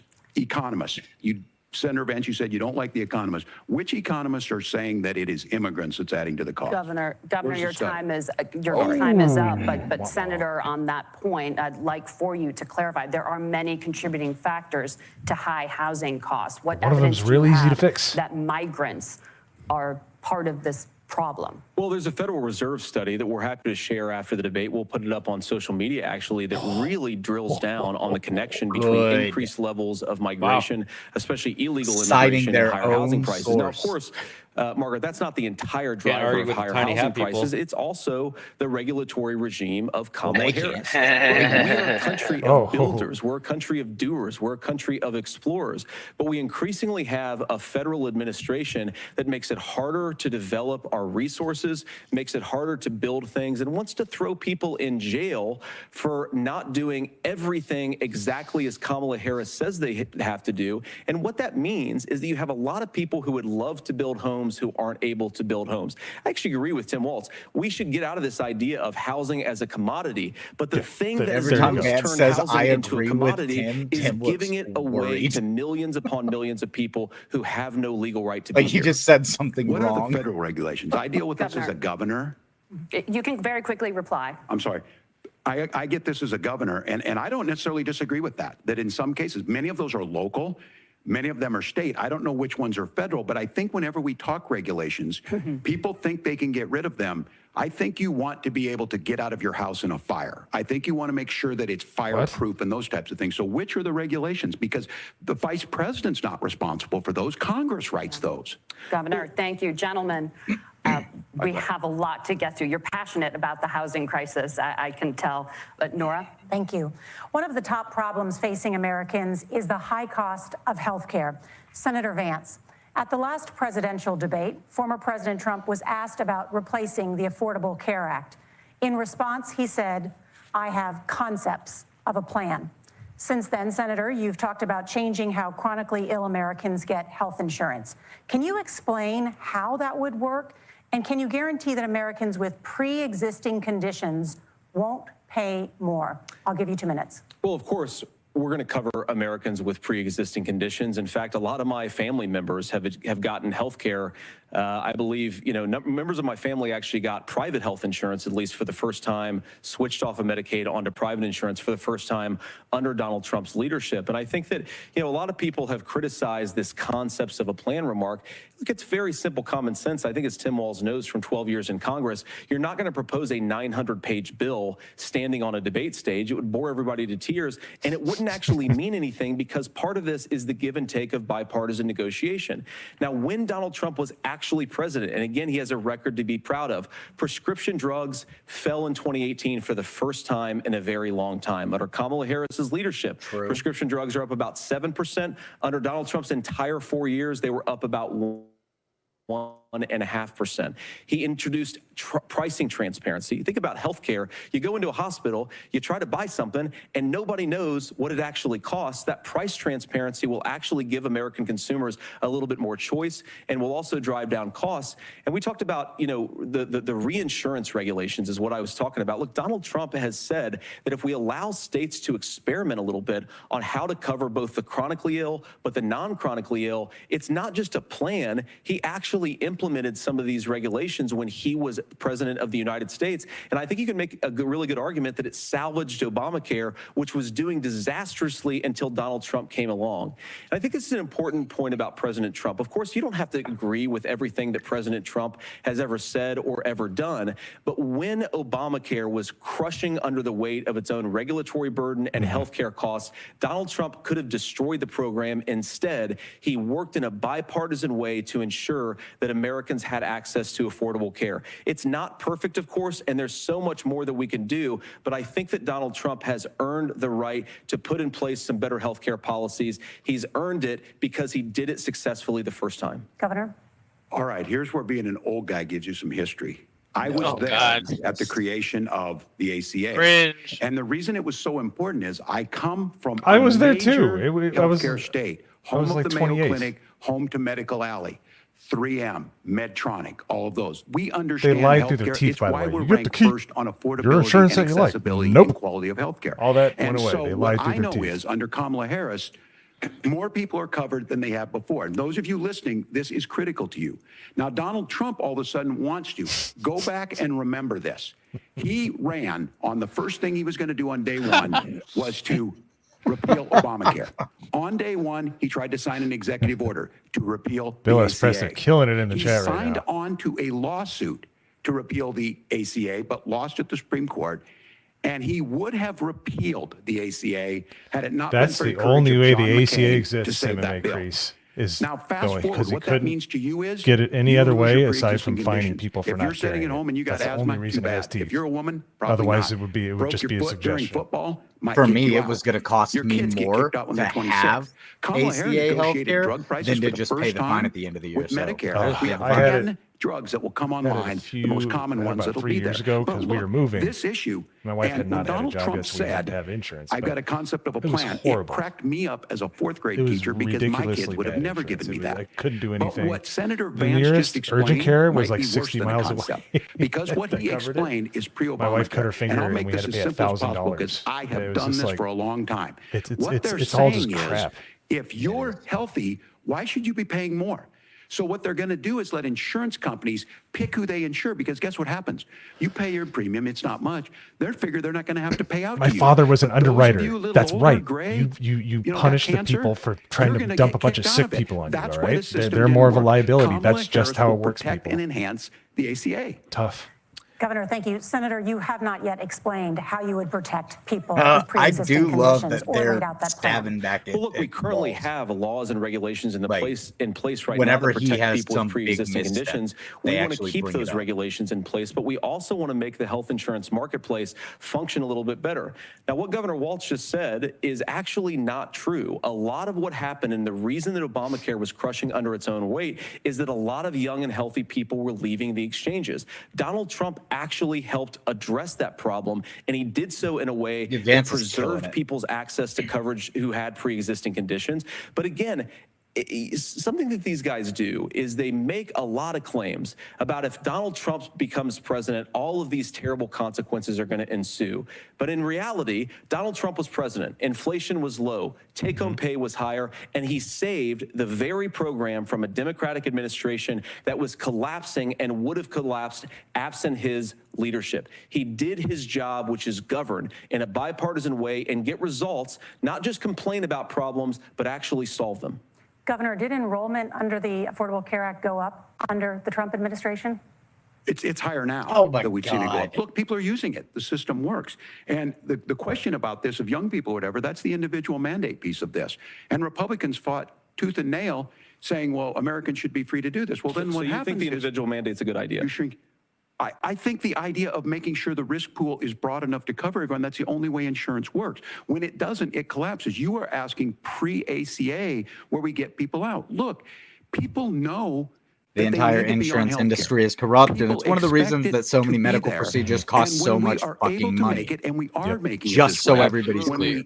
Medical insurance is 1/3 of the U.S. economy, actually. Able to afford it, get there. It's crazy. It's very crazy. It's there for you, because I heard people say, "Well, I don't want to buy into Medicare or whatever." Good luck buying health care once you get past 70. So if look, you got rid ACA of works, all of that to bullshit, do better. Kamala you Harris would be did able that. to afford The way to she walk made in everything and better just was pay. negotiating those 10 drugs on Medicare for the first time in American history. Thank you. The understatement of the century. I apologize. We're out of time. We have a number of subjects to discuss. Margaret? Let's talk about families in America.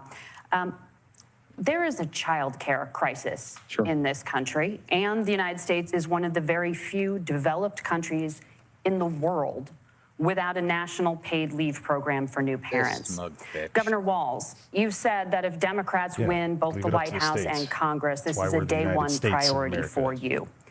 Or get the government completely out of it, and then suddenly it becomes more affordable. Why do they even care about family care leave? They want to kill and fucking abort babies anyways. So what's the point? But here's what the deal is. Americans sitting out there right now, you may work for a big company. Look, we're home in Minnesota to some of the largest Fortune 500 companies. Kamala Harris knows that in California. Some of the largest Fortune 500 Those companies provide paid family medical leave. One is, I think they're moral and they think it's a good thing, but it also keeps their employees healthy. We in Minnesota passed a paid family medical leave. You have a child, and I had to go back to work 5 days after my kids were born. This allows you to stay home a certain amount of time. What we know is making the case that gets the child off to a better start, the family works better, we just literally made a case we get more against his own consistency in that. So Kamala Harris has made it a priority. We implemented it in Minnesota, and we see growth. State shouldn't That's do how you become a pro-business state. But that the should be negotiations companies on it, and here's the individuals issue. taking care Those of that. big companies are able to offer it. Not those of you the out there who state don't have or it. the federal just government imagine should what not happens be if you involved. get cancer or your child gets sick. We know what happens. You end up staying home. In some places, that means no paycheck because you've got no protection on that. This is the case of an economy that Donald Trump has set for the wealthiest amongst us. He's willing to give those tax breaks to the wealthiest. And He's to your willing point, to Hayden, say, bust if those you unions implement up, these do rules, whatever. it usually What kills we're small saying businesses is the economy because works they have to best adhere to it. when it works for all of us. Like not And so a small paid business, but family like medical medium, leave like program, and I 25, want you to go 30. to the You can, families or like, go to the businesses where and I ask work, them. if As far as we child care on lose this, like you 3 have to people take being it at sick, both the it like supply and the it demand side. You can't expect the most important people in our lives you just can't to afford our to do that. children or our parents So it to hurts get paid small the least amount of businesses. money. And we have to make it easier for folks to be able to get into that business and then to make sure that folks are able to pay for that. We were able to do it in Minnesota, and I'm still telling you this. We were listed as the best state. We're still in crisis on this. A federal program of paid family and medical leave and help with this will enhance our workforce, enhance our families, and make it easier to have the children that you want.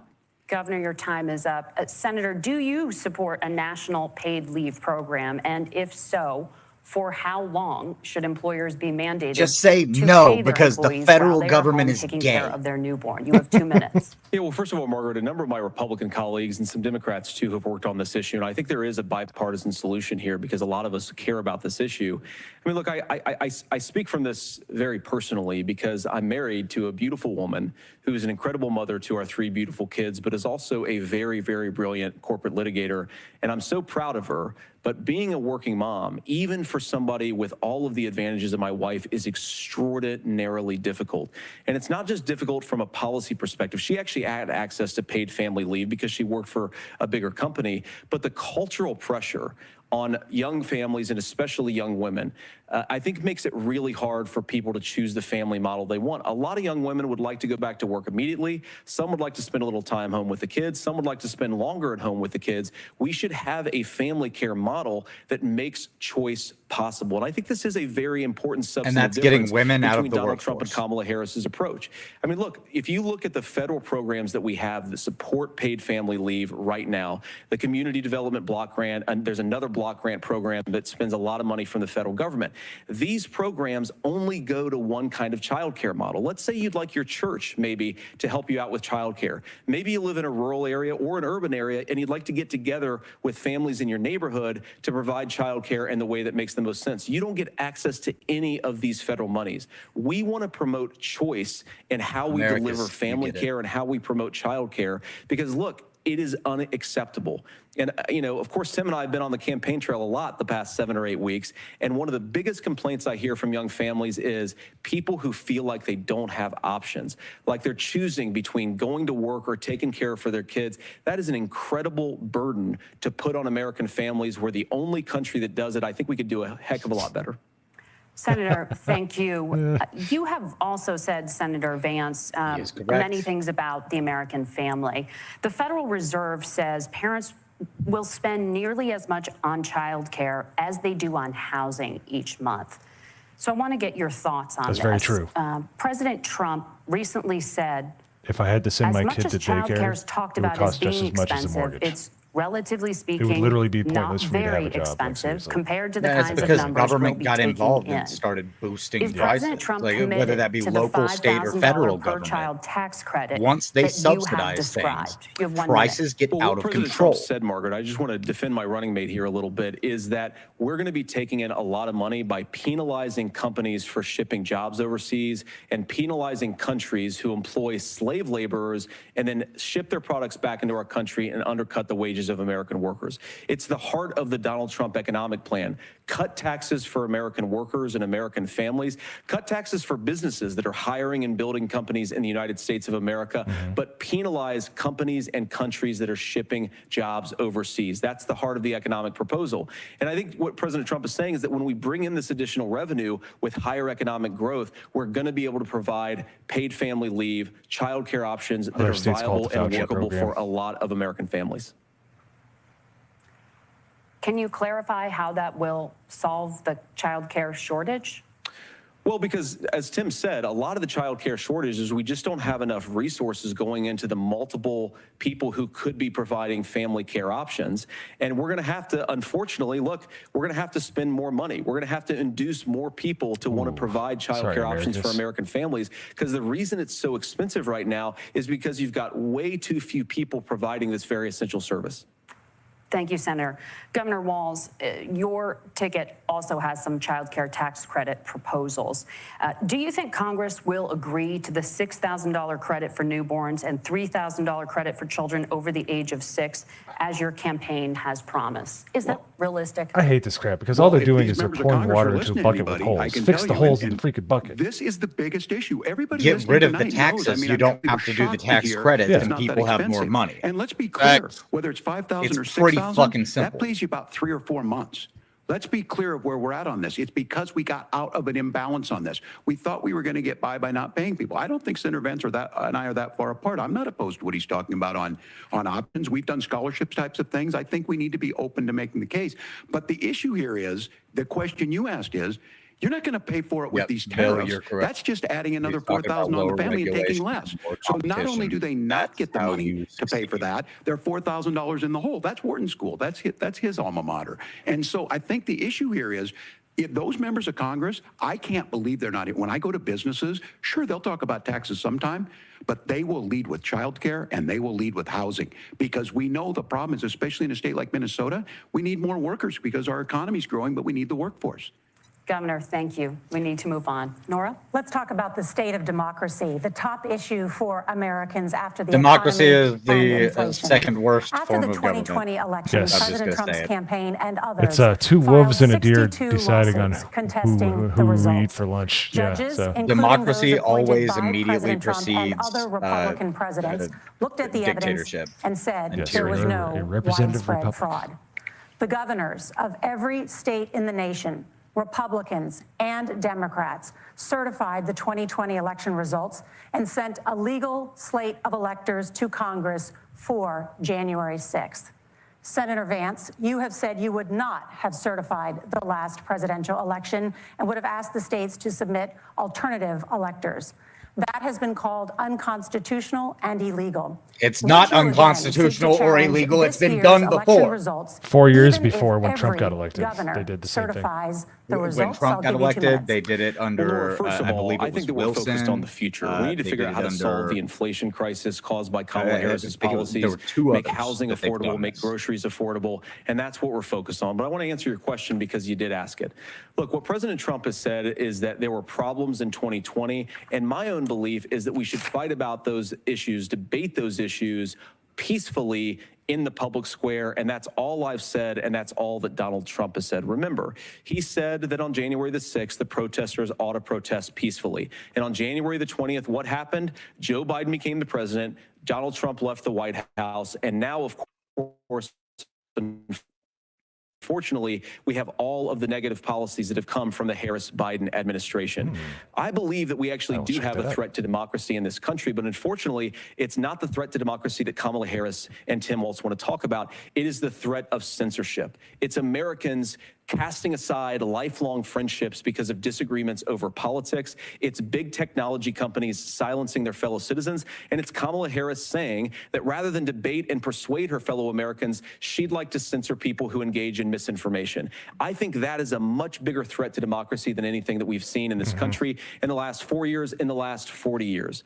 Now, I'm really proud, especially given that I was raised by two lifelong blue-collar Democrats, to have the endorsement of Bobby Kennedy Jr. and Tulsi Gabbard, lifelong leaders in the Democratic coalition. And of course, they don't agree with me and Donald Trump on every issue. We don't have to agree on every issue, but we're united behind a basic American First Amendment principle that we ought to debate our differences. We ought to argue about them. We ought to try to persuade our fellow Americans. Kamala Harris is engaged in censorship at an industrial scale. She did it during COVID. She's done it over a number of other issues. And that, to me, is a much bigger threat to democracy than what Donald Trump said when he said that protesters should peacefully protest on January the 6th. Governor?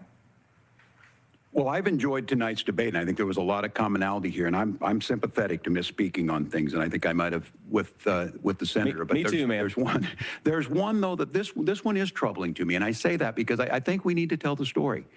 Donald Trump refused to acknowledge this, and the fact is that I don't think we can be the frog in the pot and let the boiling water go up. He was very clear. I mean, he lost this election, and he said he did.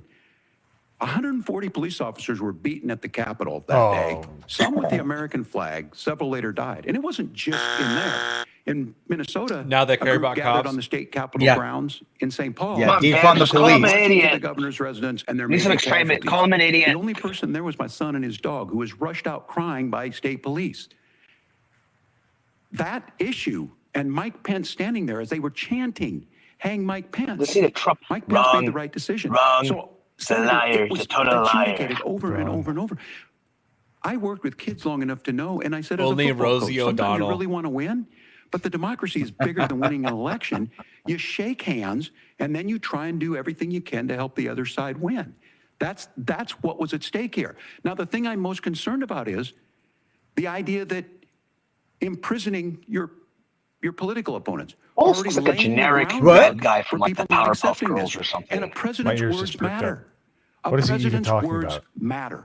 People hear that. So I think this issue of settling our differences at the ballot box, shaking hands when we lose, being honest about it, but to deny what happened on January 6th. He just tapped on imprisoning your political opponents, and it didn't bring up what his entire party is trying to do. Fair election and the peaceful transfer of power. And here we are, Well, 4 years later, confession through in the same boat. I will tell you this, that when this is over, We need to shake hands this election, and the winner needs to be the winner. This has got to stop. It's tearing our country apart. The Democrats have been doing it.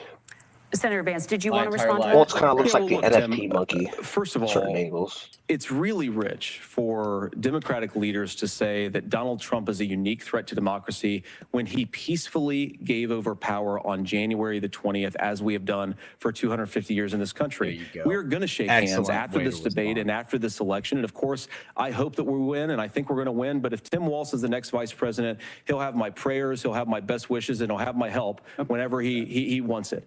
But we have to remember that for years in this country, Democrats protested the results of elections. Hillary Clinton in 2016 said that Donald Trump had the election stolen by Vladimir Putin because the Russians bought like $500,000 worth of Facebook ads.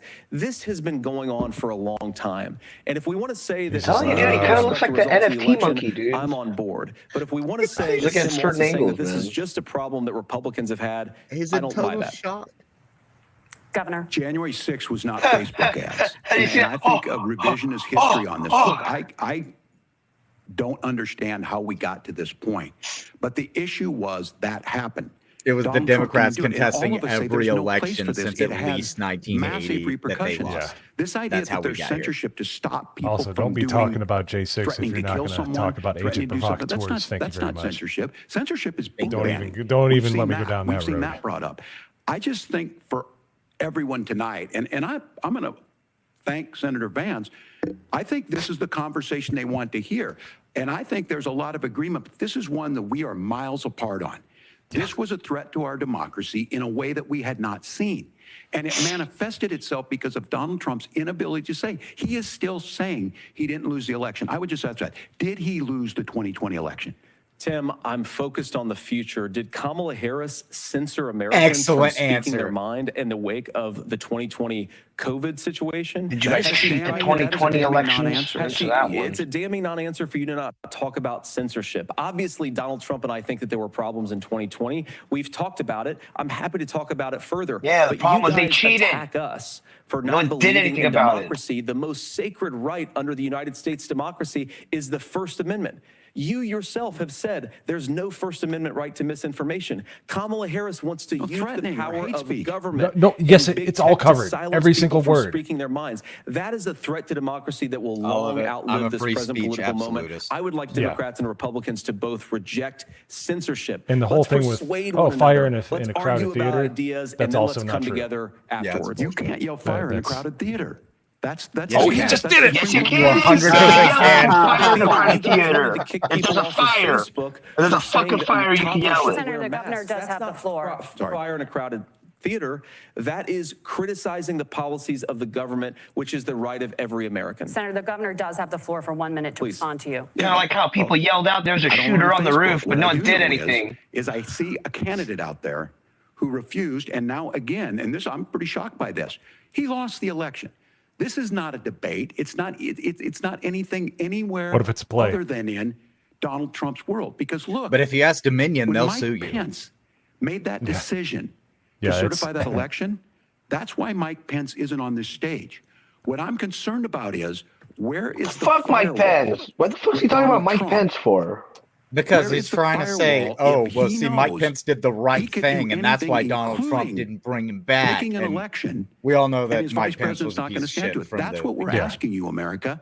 Oh, Will you fuck that stand Dr. up? Quest looking Will ass you keep your motherfucker. oath of office, even if the president doesn't? And I think Kamala Harris would agree. She wouldn't have picked me if That's she didn't rich, think I talking would about do oath that. of office. Because of course that's what we would do. So Actually, the America, other I day, think you've Kamala got a said that she really chose you clear because she choice was on this sleep election deprived. of who's going to honor that democracy and who's going to honor Donald Trump. Governor, your time is up. Thank you, gentlemen. We will be right back with both of our candidates. The CBS News vice presidential debate continues. How long is this going? For another 20 minutes, I think. Should be done soon. I mean, No, it no, was this done. is enjoy the this is the fact part that where they're, they like, come going- back and then they just say bye, right? Like, Yeah. and See, then I they do talk enjoy the for another fact 20 that minutes. I enjoy the fact that it's very orderly and, you know, it's a very dignified debate, but man, I want some action. You know what I mean? I want some. Oh, he's got some flying. action. I want some. Share my screen really quick. I want some. Yeah, sure.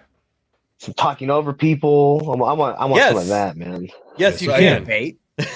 A debate would be cool. Yeah. It's all protected. Yeah.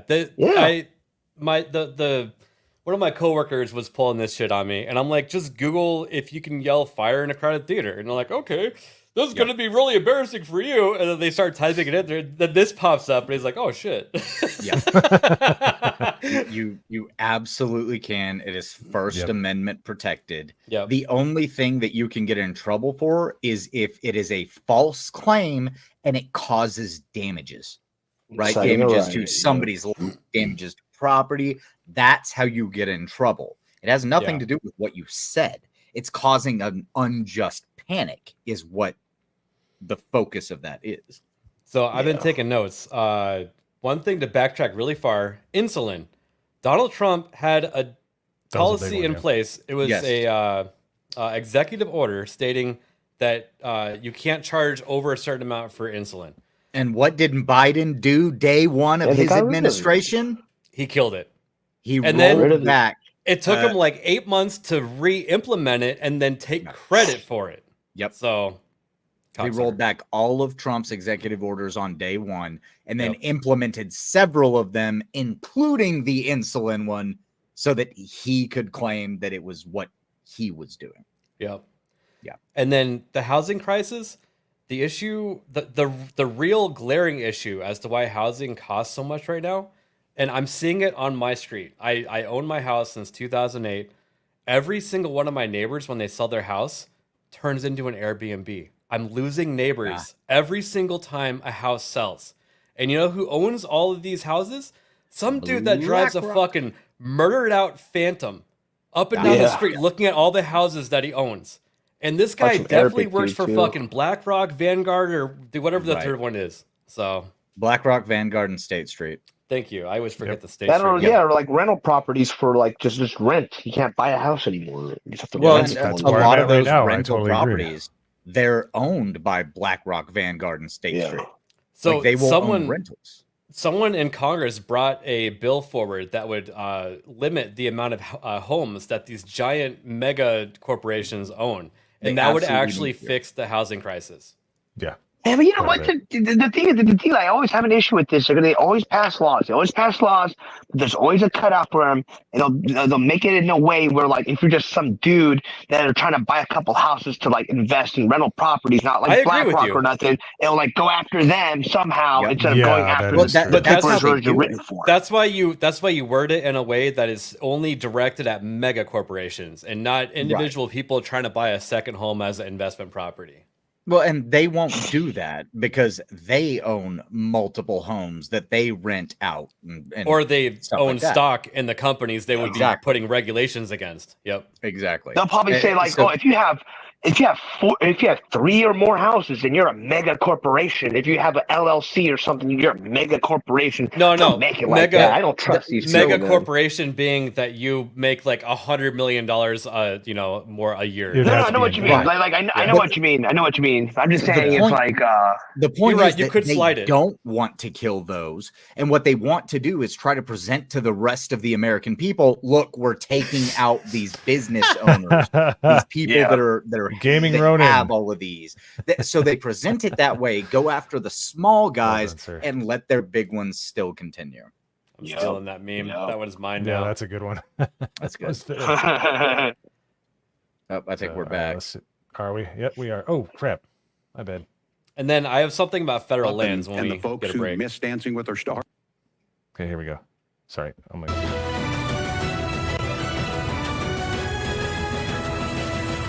Welcome back to the CBS News Vice Presidential Debate. It is now time for the closing statement. Senator Vance won the virtual coin toss and elected to go last. So, Governor Walz, you are first. You have 2 minutes. Well, thank you, Senator Vance. Excellent thank you to CBS choice. News. And most importantly, thank you to all of you. If you're still up and the folks who miss Dancing with Their Stars, I appreciate it. But look, the support of the democracy matters. Dancing with the Stars? Is that even still on? For those of you who missed the Carol Burnett show. From Bernie Sanders to Dick Cheney. Yeah, the price is right. And a whole bunch of folks in between there. Taylor Swift, he said, come on. Dick Cheney and Taylor Swift. They believe in a positive future of this country, Really? and one where our politics can be I thought I see better the than it day. is. And I have to tell you, that better than it is the sense of optimism that there can be an opportunity economy that works for everyone, not just to get by, but to get ahead. And the idea that freedom really means something. Not the freedom of government to be in your bedroom or exam room, but the freedom for you to make choices about yourself. Now, look, we all know who Donald Trump is. He's told us, and as Maya Angelou said, believe him when he told you that. His first inaugural address talked about American carnage. And then he spent 4 years trying to maybe do that. Senator Vance tonight made it clear he will stand with Donald Trump's agenda. He will continue to push down that road. Hey, you don't have to sell them to me, man. I'm already voting for him. Now, I'm going to be careful about the quotes, but there's one that Senator Vance said that does resonate with me. He said, Donald Trump makes the people I care about afraid. A lot of America feels that way. We don't need to be afraid. Franklin Roosevelt was right. All we have to fear is fear itself. Kamala Harris is bringing us a new way forward. She's bringing us a policy. Yeah, I was going to say. FDR was a masterpiece. For the middle He's class, also one of them centering that they you at sent the heart of alternate that. electors to, All by the the way. while asking everyone. He was join as this lame as movement, his legs. Make your voices heard. Let's work for a new day where everybody gets that opportunity. President and everybody Turnip gets a chance Legs. to thrive. Yeah. I humbly ask for your vote on November 5th for Be Kamala here all Harris. week, folks. Governor Walz, thank you. Senator Vance, your closing statement. Well, I want to thank Governor Walz, you folks at CBS, and of course the American people for tuning in this evening. And one of the issues we didn't talk about was energy. And I remember when I was being raised by my grandmother, when she didn't have enough money to turn on the heat some nights because I'm sorry, but JD Vance looks like one of those AI characters that Jeremy uses on his thumbnail. That we are a little AI babies. prosperous enough country where every American, whether they're rich or poor, ought to be able to turn on their heat in the middle of a cold winter night. That's gotten more difficult thanks to Kamala Harris's energy policies. I believe that whether you're rich or poor, you ought to be able to afford a nice meal for your family. That's gotten harder because of Kamala Harris's policies. I believe that whether you're rich or poor, you ought to be able to afford to buy a house. You ought to be able to live in safe neighborhoods. You ought to not have your communities flooded with fentanyl. And that too has gotten harder with because of Kamala Harris's policies. Now, I've been in politics long enough to do what Kamala Harris does when she stands before the American people and says, she's going to work on all these challenges I just listed. She's been the vice president for 3.5 years. Day one was 1,400 days ago, and her policies have made these problems worse. Now, I believe that we have the most beautiful country in the world. I meet people on the campaign trail who can't afford food, but have the grace and generosity to ask me how I'm doing and to tell me they're praying for my family. What that has taught me is that we have the greatest country, the most beautiful country, the most incredible people anywhere in the world. But they're not going to be able to achieve their full dreams with the broken leadership that we have in Washington. They're not going to be able to live their American dream if we do the same thing that we've been doing for the last 3.5 years. We need change. We need a new direction. We need a president who has already done this once before and did it well. Please vote for Donald Trump. And whether you vote for me or vote for Tim Walz, I just want to say I'm so proud to be doing this, and I'm rooting for you. God bless you, and good night. Oh, don't Senator Vance, thank you. What and thank you both for participating in the only vice presidential debate of this election cycle. I'm Margaret Brennan. And I'm Nora O'Donnell. And a reminder, there are just 35 days until Election Day. Please get out. Crazy. 35 days. To all of their lefty friends, vote early, vote often. And if any of you guys are not registered to vote, do it now. Jesus Christ. After everything that happened in Israel and then, oh my goodness, everything that's going on. This is all right. Oh, man, I don't know, dude. I think I already know what you guys are thinking, but he just excoriated him. He just so much charisma, so much just when they tried to get gotchas on certain points, and he had all of the receipts. And he's like, I'll even send it to you. I'll put it on social media for you to read. Yeah. It makes the only points. He didn't get angry. One thing I wanted to touch on, they were talking about opening federal lands, and Hayden probably knows a lot about this too because he works on that kind of stuff. But so I'm in a FJ80, which is like a 96 to 97 Land Cruiser, group. Basically, we're not like a club or anything. We just go out four-wheeling a lot, and all of our favorite trails closed as soon as Biden got elected because those federal lands were closed. That's exactly what they did. When they're open for mineral or oil or whatever extraction, they're open to you, all of us, at the same time. You're allowed to go out there and enjoy them. And the Forest Service extends their maintenance to all those lands also. And when dude, Utah is going to vote for Trump every single time because they love it, because 2/3 of their entire state open again, because those are all like federally owned lands there. Yep. Because the Democrats have a tendency to close federal lands, which means, keep in mind, the fact that it is federally owned land means that we all own it as the public. However, the Democrats have a tendency to go in and close that land down so that the public can't access it. One of the reasons they do that is that they're able to restrict drilling or other type of resource production from those lands whenever they deem them to be closed. Now, if you've ever seen an oil field right-of-way or location where they go in and they dig the pipelines that are running around everywhere, you would know that after about a year and a half, all of the natural vegetation is regrown over where they did all of this line digging. So the oil field actually does more for natural like land conservation than almost any other industry that goes into these areas and tries to harvest things, because they go back, they replant the natural plants and stuff that are there, let it grow for a couple of years, and you can't even tell that they dug an oil field pipeline or anything like that. Yeah, and that's from the source there, people. He's not just whistling Dixie. He knows what he's talking about. Nope, I've been doing this a long time. If I'm not mistaken, pretty much any one of us could like technically go on BLM land. I know there's a certain there's certain things you have to do in order to stake a claim, but we could go out there, stake a claim, and start exploring for minerals and start extracting it if we could too. If we could, if we wanted to. This is one of the trails that's closed right now in Arizona that we can't go on right now. Damn. That's my FJ. Am I mistaken on that? Yeah, no, you are mistaken on that, because once it becomes BLM land, which is Bureau of Land Management for anybody who might not know, once it becomes BLM land, the federal government owns the rights to the minerals, the water, and everything there. So you're not able to go extract them yourself. Now, if it's not BLM land and it's unclaimed land, yes, you can go stake a claim, but you have to file a tax paper to say, hey, I'm staking a claim here for exploratory purposes to see if there are minerals or anything to produce. But no, once it's BLM land, it is owned by the feds. Yeah, you have to have equipment, certain type of equipment, or you have to have a certain thing that you build out there to say that you are actually staking a claim, right? Yeah. And that's unclaimed land, which there's not a lot of anymore. It's very hard to stake claim on anything anymore. There are some states that do have homesteading laws, and some states that do have production laws that will allow you to still file the proper paperwork and stake a claim, but it's way harder to do now than it used to be. Well, awesome. That's very interesting information. I didn't even think about all that stuff, but that's what's great about JD Vance. He's very intelligent and is very learned. And if he isn't, he'll say he doesn't know. I'll have to look into it, which is great.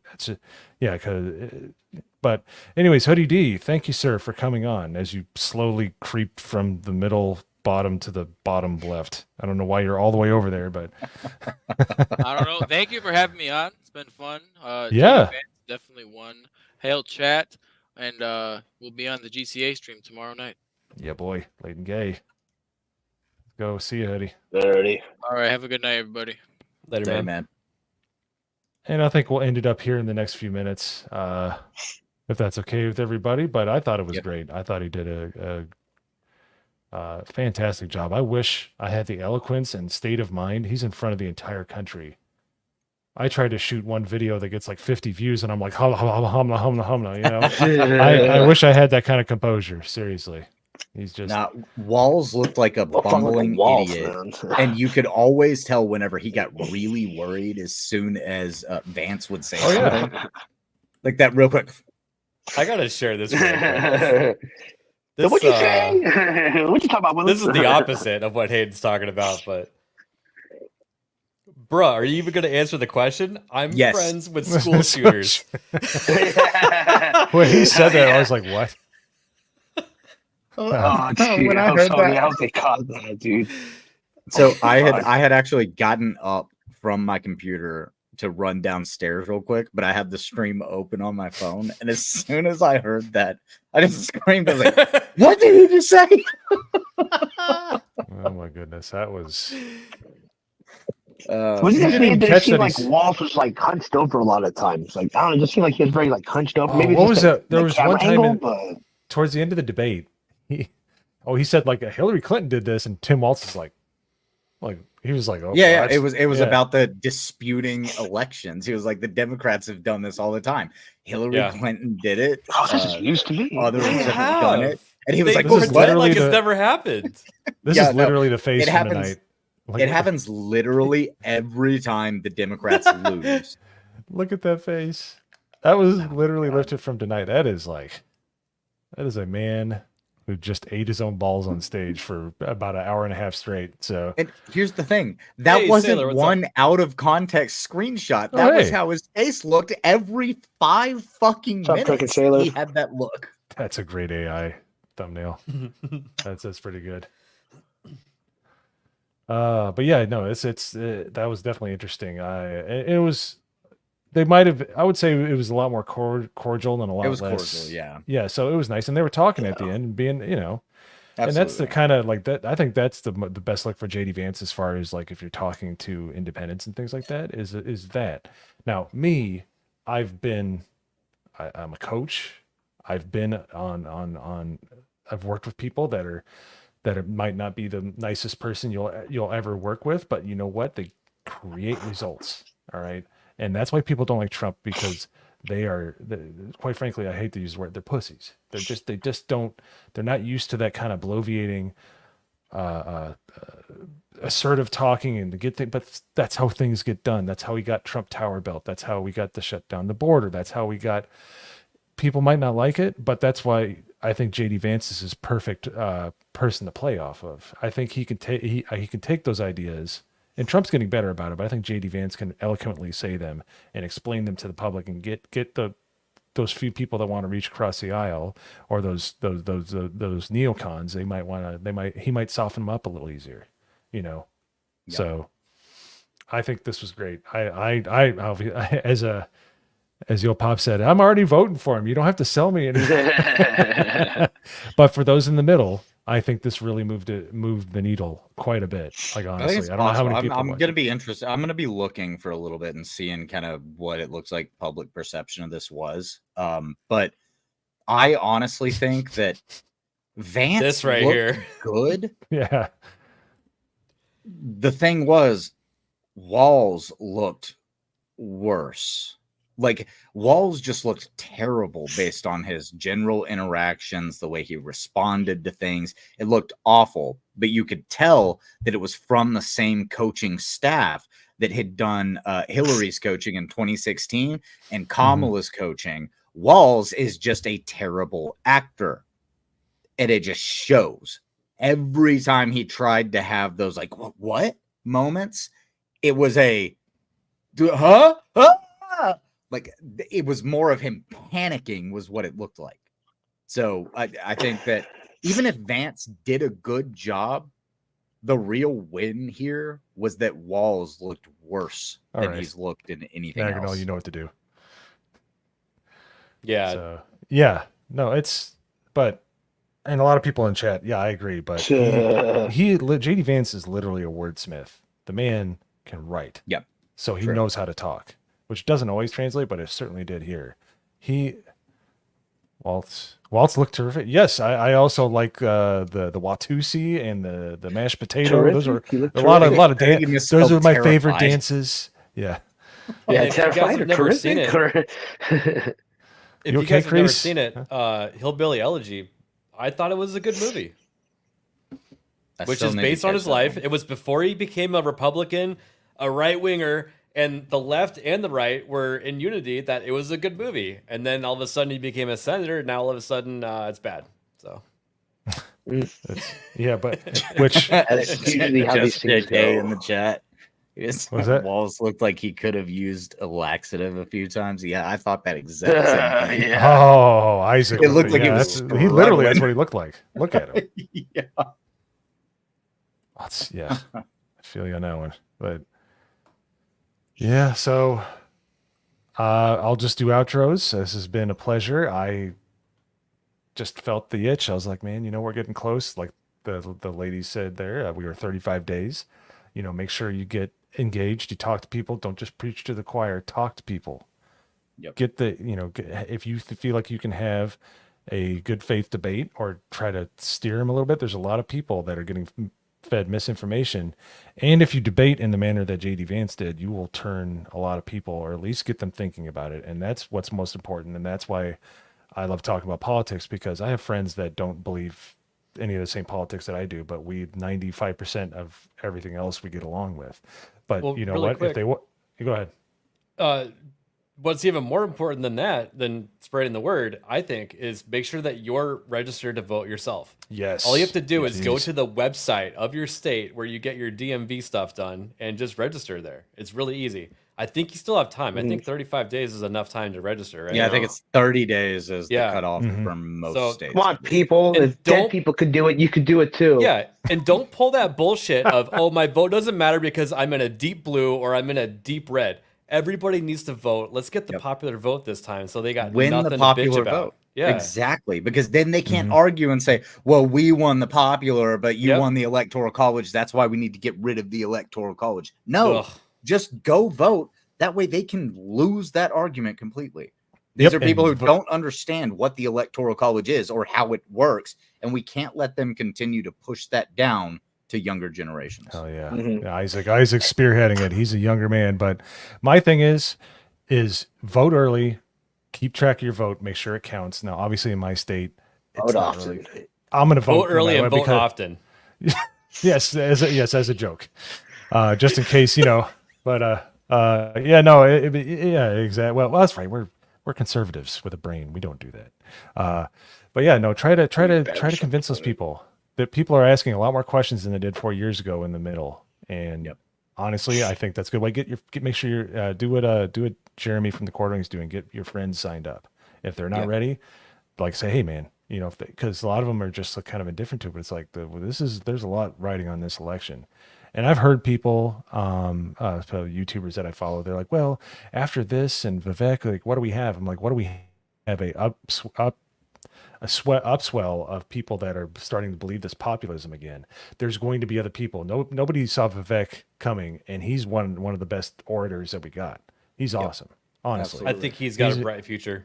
Yeah. So say that. Well, who else is there? I'm like, Trump came out of nowhere. We had nobody. We had neocons forever. I hated Look Bush. at the Bush is my person least on the favorite president. VP ticket, JD Vance. Yeah, so I am not going to be blackpilled. This is the only this is our republic, and we need to fight for it by going to the ballot box. So so with that being said, outros, Yo Pops, how you doing, sir? Good. And and what everyone said, that goes 120%. But in case everything goes to shit, make sure you guys are ready. Food, water, guns, ammo, all that good stuff. Because there's a good chance that we might need it in these 35 days. That's all I'm Well, that makes sense because the whole right side of the screen here is food and water, guns and ammo. So it makes sense. Great. And thank you for coming on the stream. This was just impromptu, but thanks for having me on. It was fun, man. It was fun talking, fun making fun of Tim Walz, his giant ears.